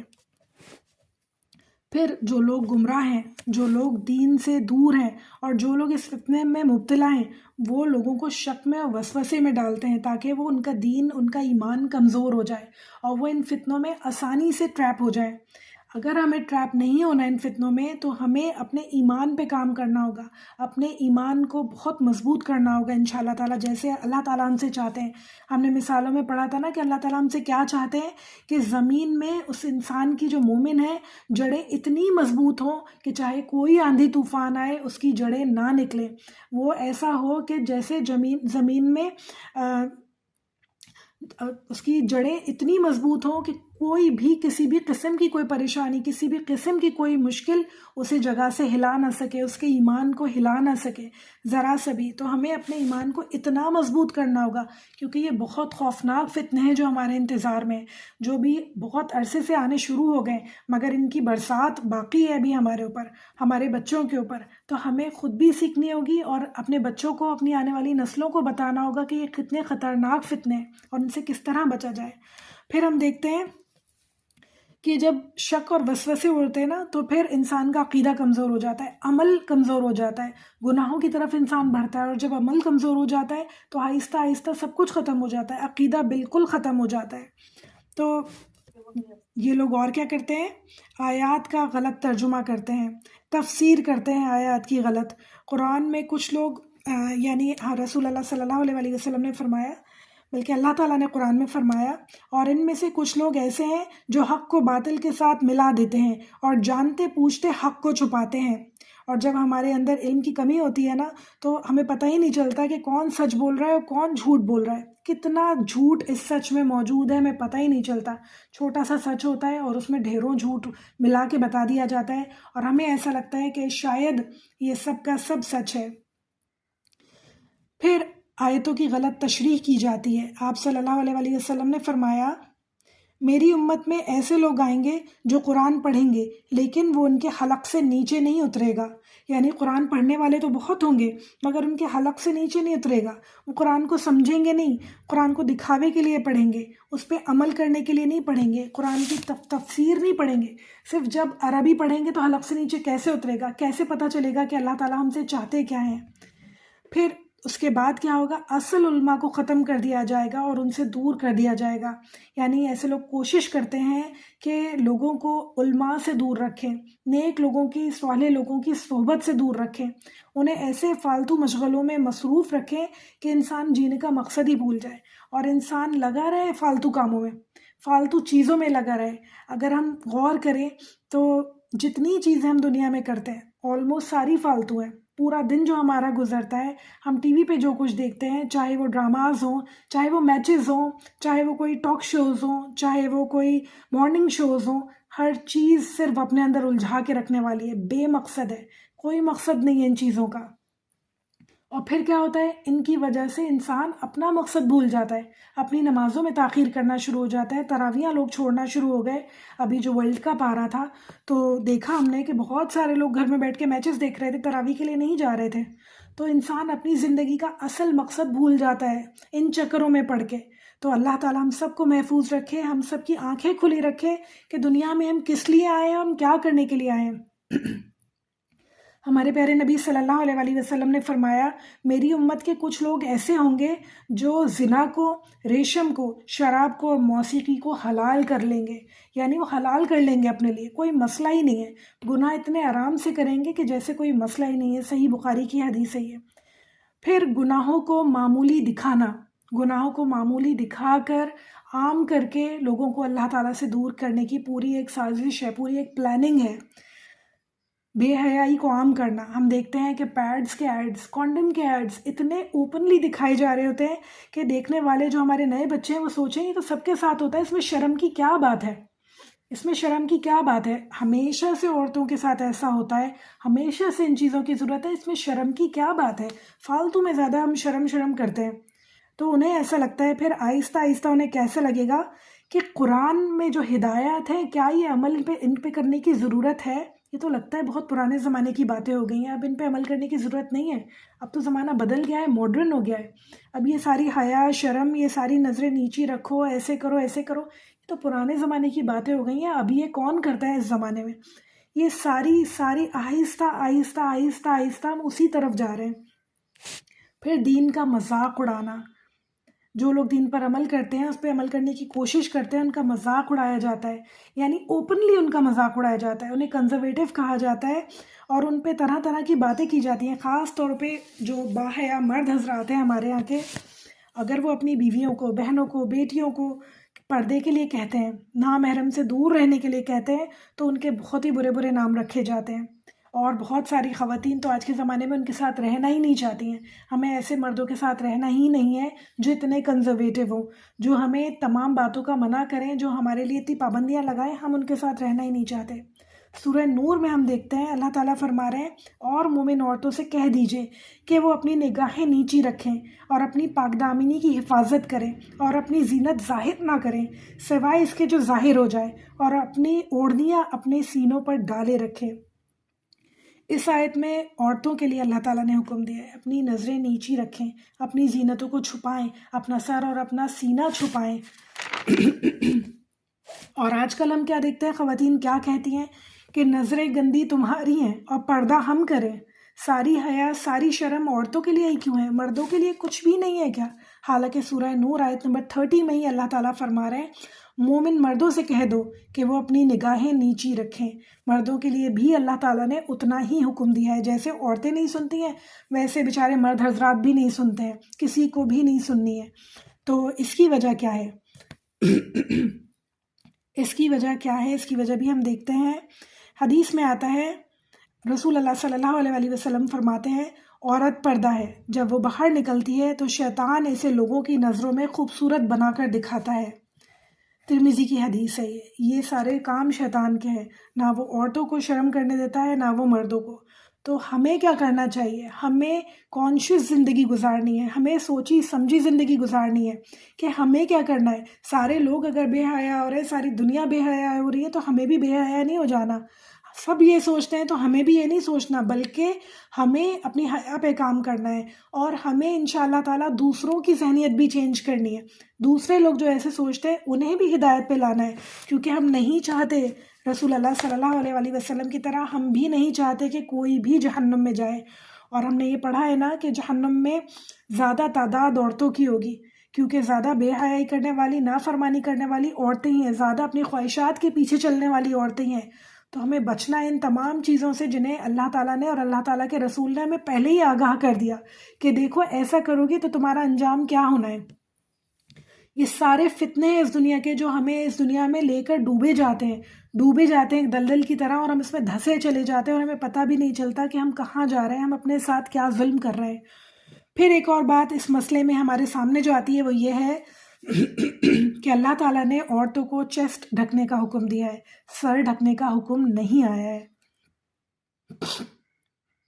حالانکہ سر ڈھکنے کا حکم ہمیں احادیث سے ملتا ہے۔ سورہ نور جب نازل ہوئی تو مدینہ کی عورتوں نے فوراً اپنے کپڑوں سے پردہ کرنا شروع کر دیا۔ ان کی نظر میں اتنی زیادہ اہمیت تھی اللہ کے رسول کی، حدیث کی، اللہ تعالیٰ کے احکامات کی۔ اللہ تعالیٰ ہم سب کو بھی توفیق دے کہ جس طرح انہوں نے عمل کیا اللہ تعالیٰ ہم بھی اسی طرح عمل کریں۔ اللہ تعالیٰ ہم سب کی خواہشات سے زیادہ ہمارا ایمان اسٹرانگ کر دے، ہم اپنی خواہشات کو پیچھے چھوڑ دیں اور اللہ کی خوشی کی خاطر ہم اپنے ایمان کو اتنا اسٹرانگ کریں، اللہ توکل اتنا اسٹرانگ کریں کہ ساری یہ چھوٹی چھوٹی بیجا خواہشات کو چھوڑ کے اللہ تعالیٰ کا حکم مانیں انشاءاللہ۔ پھر اللہ تعالیٰ کہہ رہے ہیں کہ اللہ تعالیٰ نے فرمایا ہم یہ بات بھول جاتے ہیں کہ اللہ تعالیٰ عزت دینے والے ہیں، دنیا اور آخرت دونوں میں اللہ تعالیٰ عزت دینے والے ہیں۔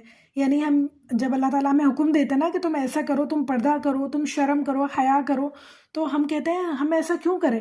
ہم یہ بھول جاتے ہیں کہ اگر ہم نہیں کریں گے تو اس دنیا میں بھی اور آخرت میں بھی بے عزتی اور رسوائی ہمارا مقدر بنے گی، اور اگر ہم کریں گے تو اس دنیا میں بھی اور آخرت میں بھی دونوں جگہ عزت اللہ تعالیٰ ہمیں عطا فرمائیں گے۔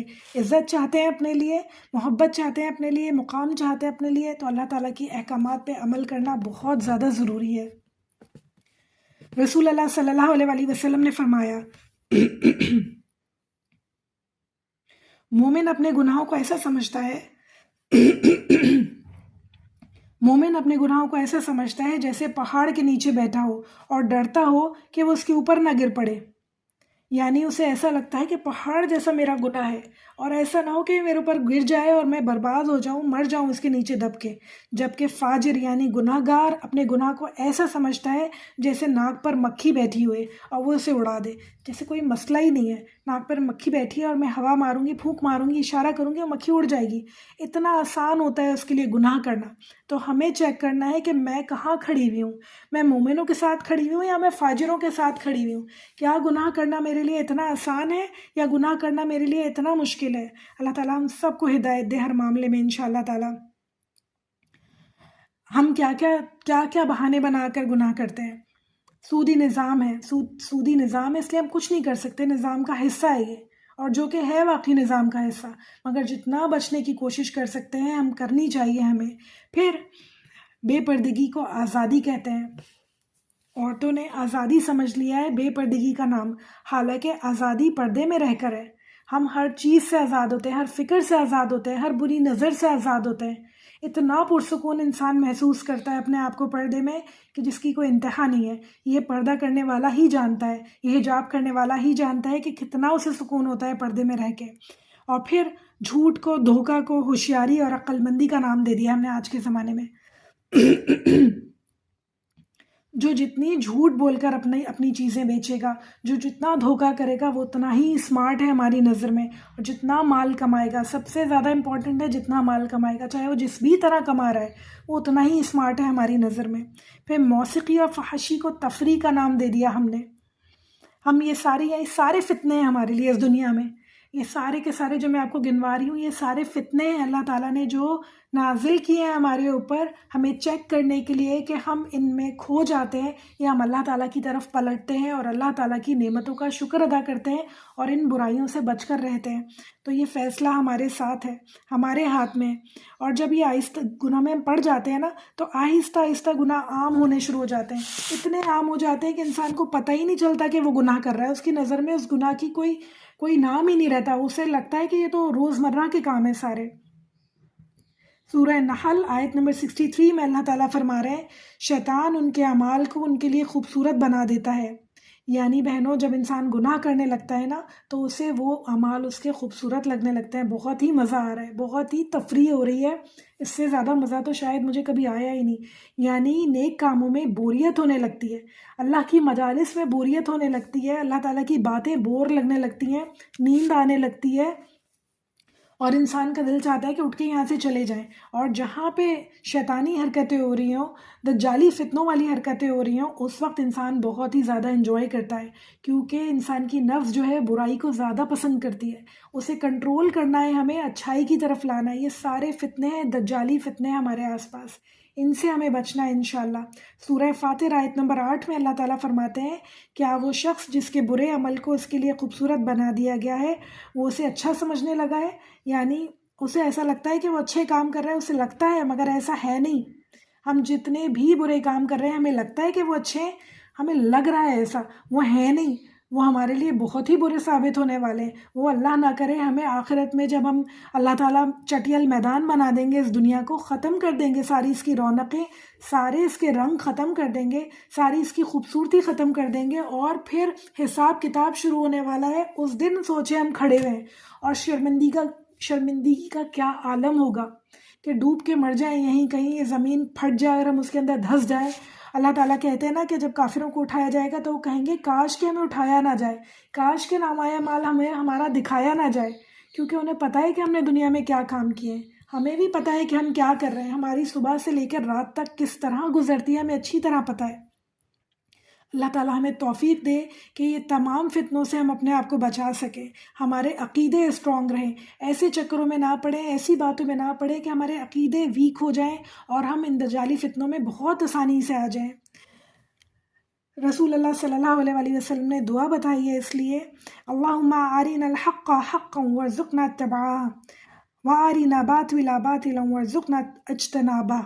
اے اللہ، ہمیں حق کو حق دکھا اور اس کی پیروی کرنے کی توفیق عطا فرما، اور باطل کو یعنی جھوٹ کو جھوٹ دکھا اور اس سے بچنے کی توفیق عطا فرما. آمین ثم آمین. یہ دعا کثرت سے ہمیں پڑھنی چاہیے کہ ہمیں پتہ ہو کہ ہمارے سامنے جو ہے وہ سچ ہے یا جھوٹ ہے. اتنی زیادہ جھوٹ کو سچ بنا کر اور سچ کو جھوٹ بنا کر دکھایا جاتا ہے کہ یقین نہیں آتا ہے کہ کیا ہونے والا ہے اور کیا ہے. پھر تقدیر کے بارے میں شبہ ڈالتے ہیں. جو دجالی ٹیم ہے نا، وہ مومنوں کے دلوں میں تقدیر کے بارے میں شبہ ڈالتے ہیں کہ مثال کے طور پر انسان یہ سوچنے لگتا ہے کہ سب کچھ اگر اللہ تعالیٰ کے ہاتھ میں، تو انسان کوشش کرتا کیوں ہے، انسان کو کوشش کرنے کے لیے کہا کیوں ہے جب سب کچھ اللہ تعالیٰ نے پہلے سے لکھ دیا ہے. اور کیا سوچتا ہے، یہ گناہ کرنا تو شاید میرے نصیب میں ہی تھا جو میں کر رہی ہوں، کیونکہ اللہ تعالیٰ تو پہلے ہی لکھ چکے ہیں کہ میں گناہ گار ہوں. اللہ تعالیٰ نے لکھ دیا ہے کہ میرے دل پہ پردہ پڑا ہوا ہے، تو میں کیا کر سکتی ہوں اس بارے میں. میرے دل پہ اللہ نے خود ہی پردہ ڈالا، اللہ تعالیٰ نے نعوذ باللہ لکھ دیا ہے کہ میرے دل پہ پردہ پڑا ہوا ہے. ساری تقدیر اللہ پہلے ہی لکھ چکے ہیں، تو میں کیا کروں اس بارے میں تو کچھ نہیں کر سکتی. اور کیا سوچتے ہیں، اگر اللہ تعالیٰ عادل ہیں، اللہ تعالیٰ عادل کرنے والے اپنے آپ کو کہتے ہیں، تو کچھ لوگوں کے لیے تو آسانیاں دی ہیں، کچھ لوگوں کے لیے اتنی مشکلات کیوں دی ہیں؟ جن لوگوں کے سروں پہ مشکلات آتی ہیں نا، تو شیطان ان کے دلوں میں یہ وسوسے ڈالتا ہے کہ فلاں بھی تو مسلمان ہے، فلاں بھی تو کلمہ گو ہے، اور میں بھی کلمہ گو ہوں۔ جب اللہ تعالیٰ عادل ہے تو اس کے ساتھ اتنی آسانیاں اور میرے ساتھ اتنی مشکلات کیوں؟ میں اتنی مشکلات میں کیوں گھرا ہوں؟ وہ یہ بھول جاتا ہے کہ یہ اللہ تعالیٰ کی طرف سے آزمائش ہے۔ اس دنیا میں رہنا ہے تو مختلف طرح کی آزمائشوں سے گزرنا ہوگا۔ جس کے پاس مال اور دولت ہے تو یہ نہ سمجھو کہ اس کی آزمائش نہیں ہے، اس کی اور بھی کٹھن آزمائش ہے۔ ایک ایک پینی کا اللہ تعالیٰ حساب لینے والا ہے، ایک ایک لمحے کا اللہ حساب لینے والا ہے کہ جو میں نے تمہیں دیا اس کا تم نے کیا کیا۔ اور جن لوگوں کے پاس کم ہے ان کا تو بہت ہی کم حساب ہے، ان سے صرف شکر اور صبر کا حساب ہوگا۔ ہر بندے سے اللہ تعالیٰ حساب لینے والے ہیں۔ اور اس طرح کیا ہوتا ہے کہ انسان اللہ تعالیٰ کی حکمت پر شک کرنے لگتا ہے، اللہ تعالیٰ کے فیصلوں پر شک کرنے لگتا ہے، احادیث پر شک کرنے لگتا ہے، اور احادیث کے معاملے میں بہت زیادہ لوگوں کو شک و شبے میں ڈالا جاتا ہے۔ ایک چھوٹا سا واقعہ آپ کو سنانا چاہتی ہوں کہ ایک صاحب تھے، میں نے کسی لیکچر میں سنی تھی یہ بات، کہ ایک صاحب تھے، وہ کہنے لگے کہ میں بالکل اچھا مسلمان تھا، اور میں کسی فلائٹ پہ جا رہا تھا، اور میرے برابر والی سیٹ پہ ایک عورت بیٹھی آ کے، اور اس نے مجھ سے پوچھا کہ یہ بتاؤ کہ تمہارے رسول صلی اللہ علیہ وآلہ وسلم نے اتنی شادیاں کیوں کی؟ ان کا کیا مقصد تھا اتنی شادیاں کرنے کا؟ میں سوچ میں پڑ گیا کہ کیوں کی سمجھ میں ہی نہیں آ رہا تھا، کیونکہ پڑھے ہوئے نہیں تھے، کیونکہ کچھ سمجھا ہی نہیں کبھی، کیونکہ اس بات کو امپورٹنس ہی نہیں دی۔ اور اس عورت نے اتنی بری باتیں کی، اتنی بری باتیں بتائیں کہ اس لیے کی ہوگی، اس لیے کی ہوگی، اس لیے کی ہوگی، جو عام انسان کے دماغ میں آتی ہیں۔ اور وہ کہنے لگا کہ صرف میری 4 گھنٹے کی فلائٹ تھی، میں بیٹھا مسلمان تھا، اور جب اترا ہوں تو ایتھیسٹ ہو کے اترا ہوں۔ ایمان کی کمزوری ہمیں اس طرح فتنے میں ڈال سکتی ہے، اس طرح ہمیں فتنے میں، اس طرح ہمارا ایمان برباد ہو سکتا ہے ذرا سی بات سے۔ یعنی اس انسان کا ایمان برباد ہو گیا صرف ایک سوال کے ذریعے کہ رسول اللہ صلی اللہ علیہ وآلہ وسلم نے اتنی شادیاں کیوں کی۔ ہمیں بہت زیادہ اس سوال کا جواب معلوم ہونا ضروری ہے، کیونکہ اکثر و بیشتر لوگ یہ سوال کرتے ہیں رسول اللہ صلی اللہ علیہ وآلہ وسلم نے ساری شادیاں اپنے دین کی خاطر کی، اللہ تعالیٰ کی خاطر کی، اللہ تعالیٰ کے حکم سے کی، اپنے دین کو بڑھانے کی خاطر کی، مختلف قبیلوں کی مختلف خواتین سے شادیاں کی تاکہ ان کے پورے قبیلے ایمان لے آئیں، اور پورے جگہوں پہ ایمان جو ہے بہت آسانی سے جا سکے۔ بہت ہی یعنی زیادہ تر رسول اللہ صلی اللہ علیہ وآلہ وسلم کی ازواج جو ہیں پہلے سے شادی شدہ تھیں یا طلاق یافتہ تھیں، تو ایسی کوئی خراب ان کا اللہ نہ کرے کبھی کوئی مقصد نہیں تھا۔ یہ باتیں ہمیں پتہ ہونی چاہیے تاکہ ہم ڈیفینڈ کر سکیں اپنے نبی کو، تاکہ ہم اپنے دین کو ڈیفینڈ کر سکیں۔ ہم خود اتنے کمزور ہیں، ہمارا ایمان اتنا کمزور ہے، اتنا، ہم وہی مثال دوبارہ بتاؤں گی جو اللہ تعالیٰ نے دی تھی کہ اللہ تعالیٰ نے کہا تھا نا، ایسا ان کا ایمان ہے جیسے کھوکھلی جڑ ہو، جیسے پودا نکال کے ڈال دیا ہو کہیں، اور وہ ادھر لڑک رہا ہے، وہ ادھر لڑک رہا ہے، اسے پتہ ہی نہیں ہے کہ اس کی جگہ کیا ہے۔ تو ایسا ایمان انسان کا جب ہو جاتا ہے نا، تو ہر بات پہ وہ بھٹک جاتا ہے، ہر چیز پر اس کا ایمان خراب ہو جاتا ہے۔ تو یہ فتنے جو اللہ تعالیٰ نے ہمارے لیے مقرر کیے ہیں، جو دنیا میں آ رہے ہیں پے در پے ہمارے سامنے، ان کا ہمیں مقابلہ کرنے کے لیے اپنا ایمان اسٹرانگ کرنا ہوگا، ہمیں ایمان پہ اپنے ورک کرنا ہوگا بہت زیادہ۔ اور حدیث کے بارے میں کس طرح شک میں ڈالا جاتا ہے کہ صرف قرآن پڑھنا انف ہے ہمارے لیے، حدیث کی ہمیں ضرورت نہیں ہے۔ اتنے پرانی سال بات ہے، پتہ نہیں سچ ہو یا نہیں ہو، قرآن کے بارے میں تو اللہ تعالیٰ نے وعدہ کیا ہے، حدیث کے بارے میں تو کوئی وعدہ نہیں ہے۔ حالانکہ قرآن جو ہے، حدیث جو ہے، سنت جو ہے، وہ قرآن سے الگ نہیں ہے۔ جب اللہ تعالیٰ نے قرآن کا وعدہ کیا ہے نا، تو حدیث اور سنت بھی اس کے ساتھ شامل ہیں، کیونکہ قرآن انکمپلیٹ ہے ان کے بغیر۔ سارے احکامات، ساری چیزوں کی وضاحت تو اللہ تعالیٰ کے رسول صلی اللہ علیہ وآلہ وسلم کی زندگی سے ہمیں ملتی ہے۔ یہ لوگ یہ بات نہیں سمجھتے ہیں، اور لوگوں کے دلوں میں احادیث کے بارے میں شک ڈالنا چاہتے ہیں، اور احادیث کے راویوں کے بارے میں شک ڈالنا چاہتے ہیں، اور چاہتے ہیں کہ ہم لوگ آہستہ آہستہ کر کے احادیث سے دور ہو جائیں، سنتوں سے دور ہو جائیں۔ اور پھر ایسا کیا ہوتا ہے کہ انسان بھٹکتے بھٹکتے کہیں دور کی گمراہی میں جا پڑتا ہے، بہت دور کی گمراہی میں۔ یعنی بہنوں، یہ چند مثالیں ہیں جو میں نے آپ کو دی ہیں ہمارے عقیدے کی آزمائش کے بارے میں، کہ کس طرح ہمارا عقیدہ ہمارے لیے آزمائش بن جاتا ہے۔ اگر ان باتوں پہ ہم دھیان نہ دیں اور فلو کے ساتھ بہتے چلے جائیں تو یقین جانیں ہم اپنے ایمان سے ہاتھ دھو بیٹھیں گے، اور بہت جلد ایسا ہوگا کہ چند دن میں ایمان سے ہاتھ دھو بیٹھیں گے۔ جیسے کہ ہم نے دیکھا نا، اس آدمی کا قصہ سنا کہ 4 گھنٹے میں وہ اپنے ایمان سے ہاتھ دھو بیٹھا، صرف علم کی کمی کی وجہ سے، صرف معلومات کی کمی کی وجہ سے۔ تو ہمیں قرآن سے جڑے رہنا ہے انشاءاللہ۔ عمل کے لیے پوائنٹس دیکھتے ہیں۔ سب سے پہلا پوائنٹ تو یہی ہے کہ ایمان ہمارا سب سے اسٹرانگ ہونا چاہیے، ایمان پہ کام کرنا ہے، اپنے دین پہ کام کرنا ہے انشاءاللہ تعالیٰ۔ اللہ توکل ہمیں اپنے لیے بڑھانا ہے انشاءاللہ تعالیٰ۔ اللہ پر یقین ایسا ہونا چاہیے کہ ہر دنیا ایک طرف اور میرا اللہ ایک طرف، جو اللہ تعالیٰ نے کہا ہے وہ بہترین ہے۔ ایمان کے معاملے میں، دین کے معاملے میں کسی قسم کا کوئی کمپرومائز ہمیں نہیں کرنا۔ جو اللہ تعالیٰ نے کہا ہے وہ بات سب سے اونچی ہے، چاہے اس کے لیے مجھے کچھ بھی کرنا پڑے۔ ہمارے لیے تو زندگی موت کا مسئلہ بھی نہیں ہے نا۔ تھوڑے بہت لوگ ناراض ہو جاتے ہیں، تھوڑے بہت ہمیں اپنی خواہش نفس کو پیچھے رکھنا پڑتا ہے، تو ہمیں کریں گے انشاءاللہ، مگر اللہ کے دین کے معاملے میں کوئی کمپرومائز نہیں کریں گے۔ جب کمپرومائز کرنا شروع ہوتے ہیں نا، تو ایک کمپرومائز کے بعد دوسرا کمپرومائز، تیسرا، چوتھا شروع ہوتے چلے جاتے ہیں، اور ہم ان فتنوں میں، ان مسئلے مسائل میں گھرتے چلے جاتے ہیں اور پلٹنا مشکل ہو جاتا ہے۔ پھر قرآن پڑھتے رہیں گے انشاءاللہ، ان فتنوں کے بارے میں باخبر رہیں گے، اور اپنے ایمان کے لیول کو ہمیشہ ہائی رکھیں گے انشاءاللہ۔ دنیا کو اللہ تعالیٰ کی نظر سے دیکھیں گے، دنیا کو مومن کی نظر سے دیکھیں گے کہ دنیا میں کیا چل رہا ہے، اور انشاءاللہ تعالیٰ اپنے آپ کو ہمیشہ، اپنے ایمان کو مضبوط رکھیں گے، اچھے دوست بنائیں گے۔ صرف ہنسی مذاق تفریح کے لیے زندگی نہیں ہے، اچھی صحبت بہت زیادہ ضروری ہے۔ جیسے ہم نے دیکھا نا اس کتے کے سلسلے میں کہ اچھی صحبت اس نے حاصل کی، رہتی دنیا تک قرآن میں اس کا نام اللہ تعالیٰ نے لکھ دیا۔ اپنی آنکھیں کھلی رکھیں گے، دنیا میں کیا چل رہا ہے، کیا ہو رہا ہے، ہمیں پتہ ہونا چاہیے، اور اپنی اور دوسروں کو بچانے کی فکر بہت زیادہ ضروری ہے۔ بہنوں، علم کے معاملے میں ہمیں اپ گریڈ ہوتے رہنے کی ضرورت ہے۔ ہم نے جو بچپن میں پڑھا ہوتا ہے نا، اس کے بعد ہم کبھی کچھ پڑھنا ہی نہیں چاہتے۔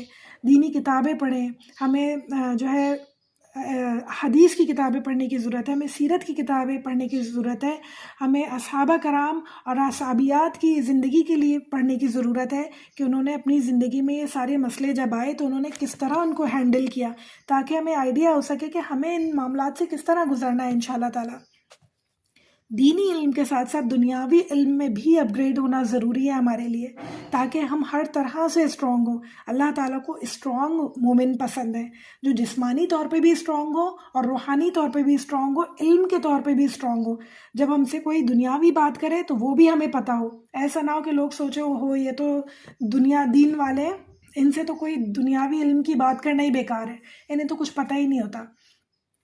وہ بھی ہمیں پتہ ہونی چاہیے، دینی علم بھی ہونا چاہیے، دنیاوی علم بھی ہونا چاہیے، اور اپنے آپ کو ہمیں ہمیشہ اپنی بات کرنے کے سٹائل کو امپروو کرنے کی ضرورت ہے، اپنا پوائنٹ آف ویو، تاکہ ہم دوسروں کو سمجھا سکیں، تاکہ ہم کیا سوچتے ہیں، کیا سمجھتے ہیں، ہمیں دوسروں کو سمجھانا آنا چاہیے۔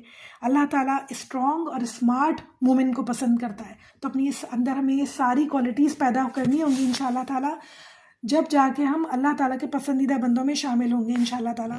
اور پھر ہم دیکھیے ہم نے کیا بات اس ایک امپورٹنٹ اس پورے واقعے میں کہ اللہ کے نام پر ہجرت۔ ہم کسی ایسے ملک میں رہتے ہیں جہاں نمازیں پڑھنا، روزے رکھنا، عبادات کرنا مشکل ہے، تو وہاں ہجرت کرنا بہت زیادہ ضروری ہے۔ ایسے لوگوں میں رہتے ہیں، ایسی جگہ پہ رہتے ہیں، علاقہ ہمارا ایسا ہے جہاں پہ لوگ بہت زیادہ فیشنیبل ہیں، بہت زیادہ دنیا دار ہیں، بہت زیادہ شو آف کرنے والے، تو ہمیں وہاں سے ہجرت کرنے کی ضرورت ہے۔ کسی ایسی جگہ چلے جائیں جہاں پہ لوگ دیندار ہوں، کیونکہ جب ان لوگوں میں انسان رہتا ہے نا، تو آہستہ آہستہ ویسا ہی ہوتا چلا جاتا ہے، ویسے ہی شوق ہوتے چلے جاتے ہیں۔ ایسے دوست ہوں ہمارے جو بہت زیادہ شو آف کرنے والے ہوں، بہت زیادہ دنیا دار ہوں، ان سے بھی ہجرت کرنے کی ہمیں ضرورت ہے۔ ہمیں ایسے دوست بنانے کی ضرورت ہے جو اللہ والے ہوں، جو اللہ تعالیٰ کے کلام کو پڑھنے والے، سیکھنے والے، سکھانے والے ہوں، تاکہ انشاءاللہ آہستہ آہستہ ہم ان کے جیسے ہو جائیں، ہم ان کے جیسے ہوں اور ہم دوسروں کی مدد کر سکیں انشاءاللہ تعالیٰ۔ پھر ہمیں بے مقصد بحث سے ہمیشہ ہمیشہ بچنا ہے اور ضروری بات پہ فوکس کرنا ہے انشاءاللہ تعالیٰ، انشاءاللہ تعالیٰ۔ پھر بے مقصد بحث اگر ہم بات کریں اس کی، تو ہم کن معاملوں میں آج کل بحث کرتے ہیں، کن معاملوں میں ہمارے علماء بحث کرتے ہوئے نظر آتے ہیں، علماء سو بحث کرتے ہوئے نظر آتے ہیں۔ ایسے علماء کو جو ان معاملات میں بحث کرتے ہیں نا، وہ علماء سو ہوتے ہیں اصل میں، یعنی کہ جھوٹے علماء ہوتے ہیں۔ کبھی بھی جو اصلی عالم ہوگا، جو اصلی انسان ہوگا نا، جو چاہتا ہے کہ آپ اللہ کے آگے جھکیں، وہ آپ کو بحث میں مبتلا نہیں کرے گا، وہ آپ کو شک و شبہات میں مبتلا نہیں کرے گا کہ ہاتھ یہاں باندھو، یہاں نہیں باندھو، سجدہ ایسے کرو، ایسے نہیں کرو، یعنی انسان کو ان باتوں میں مبتلا کر کے آپس میں تفرقے ڈال دیے ہیں، آپس میں ایک دوسرے سے دور کر دیا ہے، حالانکہ سارے سنتیں ہیں اللہ تعالیٰ کی۔ جیسے بھی نماز پڑھے، سب سے امپورٹنٹ بات ہے نماز پڑھے، سب سے امپورٹنٹ بات ہے کہ اللہ کے آگے جب جھکیں تو خشوع خضوع کے ساتھ جھکیں، ہماری نیتیں صاف ہوں، صرف اور صرف واحد اللہ کی عبادت ہماری نیت ہو۔ مان لیا کہ یہ باتیں بھی امپورٹنٹ ہیں، مگر سب سے امپورٹنٹ ہے کیا کہ اللہ تعالیٰ کو راضی کرنا ہمارا مقصد ہو، ہمارا مقصد کسی کو دکھانا نہ ہو، کسی کو نیچا دکھانا نہ ہو، صرف اور صرف اللہ تعالیٰ کی عبادت ہو انشاءاللہ، تو اللہ تعالیٰ قبول کرنے پہ قادر ہیں انشاءاللہ۔ پھر ایک اور امپورٹنٹ بات جو ہمیں اس پورے لیسن سے ملی کہ ہم دنیا میں کتنی دیر ٹھہرے۔ دنیا میں ہم جتنی بھی زندگی گزار لیں بہنوں، ہمیں بالکل لگے گا کہ ہم ابھی آئے اور ابھی جا رہے ہیں، ابھی آئے ابھی جا رہے ہیں۔ یہ ساری آزمائشیں جو اللہ تعالیٰ نے ہمارے لیے دی ہیں، جو لوگوں کی طرف سے، حالات کی طرف سے ہمارے اوپر آ رہی ہیں، ان میں کھونا نہیں ہے ہمیں، ان کے ساتھ دنیا میں رہنا ہے اور اللہ تعالیٰ کے احکامات کو نافذ کرتے ہوئے اپنے اوپر بھی اور دوسروں کے اوپر بھی انشاءاللہ اس دنیا میں ہمیں رہنا ہے۔ اور جب جا رہے ہوں گے تو ہمیں یہ پرواہ نہیں ہو کہ ہم صبح سے شام تک ٹھہرے، یا ہم 40 سال ٹھہرے یا 50 سال ٹھہرے، جتنی بھی زندگی ٹھہرے اللہ تعالیٰ کی اطاعت کی، اللہ تعالیٰ کے دین کو آگے بڑھانے کا کام کیا، کوشش کی، سیکھا اور آگے سکھانے کی کوشش کی۔ ہم سب کے اوپر یہ بہت زیادہ ذمہ داری ہے کہ ہم اپنے قرآن کو آگے سکھائیں۔ تو انشاءاللہ اللہ کا احسان ہے، آج ہم نے پہلی آزمائش کے بارے میں پڑھا جو کہ تھی عقیدے کی آزمائش، عقیدے کا فتنہ۔ کس طرح ہمارا عقیدہ خراب ہو سکتا ہے آج کل کے دور میں۔ سورہ کہف ہمیں کیا سکھاتی ہے آج کل کے دور میں، کس طرح عقیدہ ہمارا خراب ہو سکتا ہے، کس طرح ہمیں اپنے عقیدے کو بچانا ہوگا، یہ ساری رہنمائی ہم نے اس جو اسٹوری تھی اس کے بارے میں سورہ کہف سے حاصل کی۔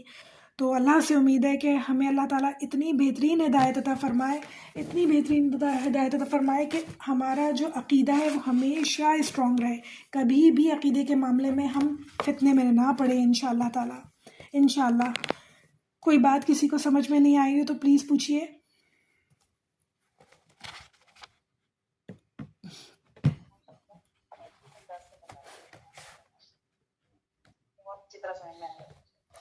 جزاک اللہ خیر بہن، کوئی بات ہو جو کسی کو کوئی اس معاملے میں بات رہ گئی ہو، جو کوئی پوائنٹ کوئی بتانا چاہتا ہو۔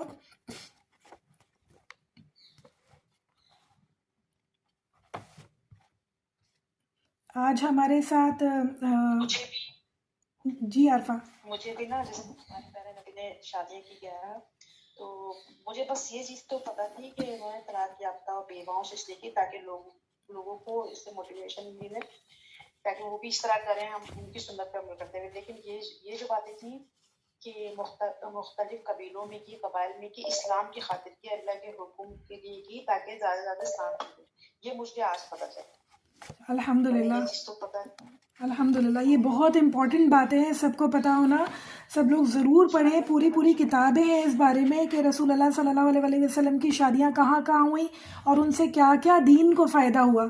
تو یہ بہت زیادہ امپورٹنٹ ہے ساری باتیں پڑھنا، ہمیں سمجھنا انہیں، تاکہ ہم جو بھی ہم سے پوچھیں تو ہمارے پاس ہمارے پیارے نبی صلی اللہ علیہ وسلم کو ڈیفینڈ کرنے کے لیے بات موجود ہو، دلیل موجود ہو۔ مجھے بھی یہ بات ابھی پتا چلی ہے۔ سارا ہاں امنا کہو۔ السلام علیکم۔ سارا جو وعلیکم السلام، سارا جو تم نے مجھے ابھی جو ہمیں سورہ کہف کا تم نے کہا کہ 2 سوال سورہ کہف میں پہلے جواب مل گئے، اور جو تیسرا سوال کا جواب ہے وہ دوسری سورت میں ہے نا، سورہ اسراء میں ہے، بالکل سورہ اسراء میں۔ تو یار جو تم نے پہلے سوال کی ایکسپلینیشن دی تھی، کیا تم اس کو تھوڑا سا اور دوبارہ سے ریپیٹ کر سکتی ہو پہلے کنسائز کر کے؟ پہلے سوال کے جواب تو ابھی آہستہ آہستہ ملیں گے نا، یعنی ابھی جو رسول اللہ صلی اللہ علیہ وسلم سے انہوں نے پوچھا تھا وہ 3 سوال تھے کہ اصحاب کہف کون تھے، تو ہم نے وہی پڑھا ہے نا بھی اصحاب کہف کون تھے۔ اصحاب کہف، ہاں، اور جو تم نے فرسٹ پارٹ اس کا بتایا تھا وہ مجھے نیٹ کی وجہ سے مجھ سے مس ہوا ہے۔ قریش مکہ رسول اللہ صلی اللہ علیہ وسلم کا امتحان لینا چاہتے تھے کہ رسول اللہ صلی اللہ علیہ وسلم اصلی نبی ہے بھی کہ نہیں، اتنے سارے لوگ ان کے دین میں داخل ہو رہے ہیں، یہ کون انسان ہے۔ تو ان کے پاس کتاب تو تھی نہیں آسمانی، تو یہ یہودیوں کے پاس گئے، یہودی علماء کے پاس گئے اور ان سے پوچھا کہ کیا ایسی بات ہم کر سکتے ہیں کہ رسول اللہ صلی اللہ علیہ وسلم کا امتحان لیں. تو انہوں نے یہ 3 سوال انہیں بتائے کہ آپ جا کے یہ رسول اللہ صلی اللہ علیہ وسلم سے پوچھیں. ہاں، تو یہ وہاں سے سیکھ کر آئے تھے اور پھر پوچھے تھے. وہاں سے سیکھ کے آئے تھے. ٹھیک ہے، بالکل. اور کوئی بات پوچھنا چاہتا ہے؟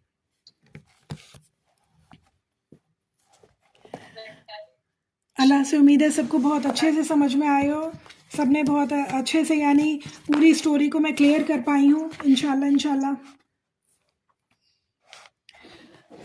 سمیرہ نہیں ہے کہ آج ہمارے ساتھ؟ سمیرہ نام تھا نا. السلام علیکم سارا. وعلیکم السلام. سارا مجھے بس یہ نہیں سمجھ میں آیا، پھر ہم نے ان کو اٹھایا ان کو تاکہ ہم جان لیں کہ کون 2 گروہ میں سے زیادہ یاد رکھنے والے ہیں. تو 2 گروہ سے کیا مقصد ہے؟ مطلب مجھے یہ بات سمجھ میں یعنی وہ جتنے لوگ تھے نا ان میں ہی 2 گروہ بن گئے تھے. ایک کہہ رہا تھا کہ ہم شاید صبح سے شام تک کے لیے سوئیں، اور ایک کہہ رہا تھا کہ ہم شاید کچھ ہی دیر کے لیے سوئیں، تھوڑی سی دیر کے لیے سوئیں، یا ہم پتہ نہیں کتنے سال سوئیں. یعنی یہ آپس میں ہی دونوں باتیں کر رہے تھے. تو کچھ لوگ اس سائڈ پہ ہو گئے تھے اور کچھ لوگ دوسری سائڈ پہ بات کر رہے تھے. تھے مطلب جن کی تعداد ہمیں پتہ نہیں ہے کہ 5 ہیں یا کیا ہے. بالکل بالکل مطلب ان میں بالکل ان میں ہی آپس میں وہ لڑکے بات کر رہے تھے.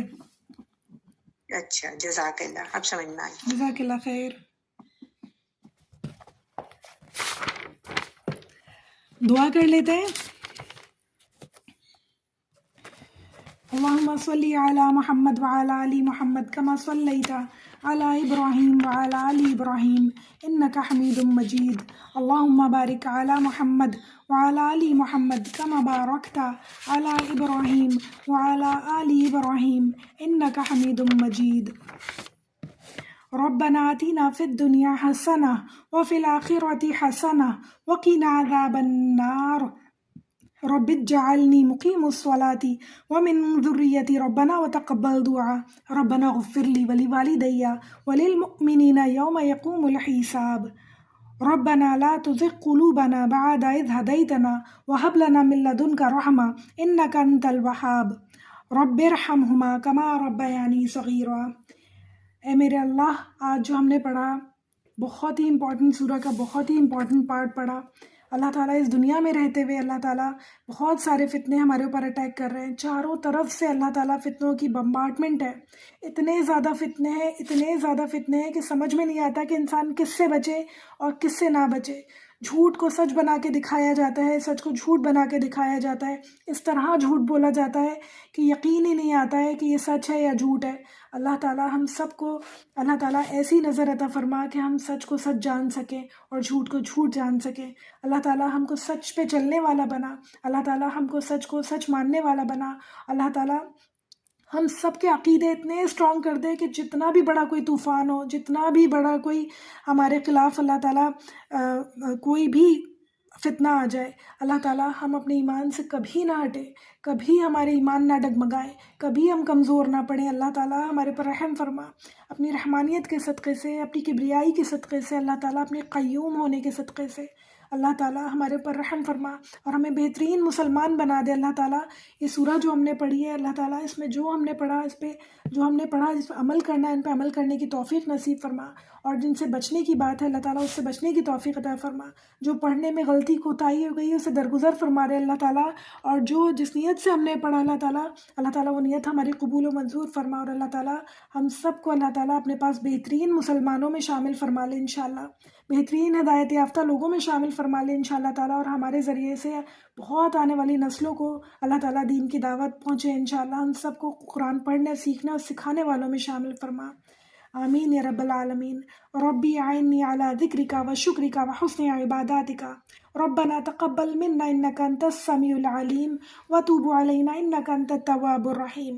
صلی اللہ تعالی علی خیر خلقہ و ازواجہ و ذریتہ اجمعین برحمتک یا ارحم الراحمین.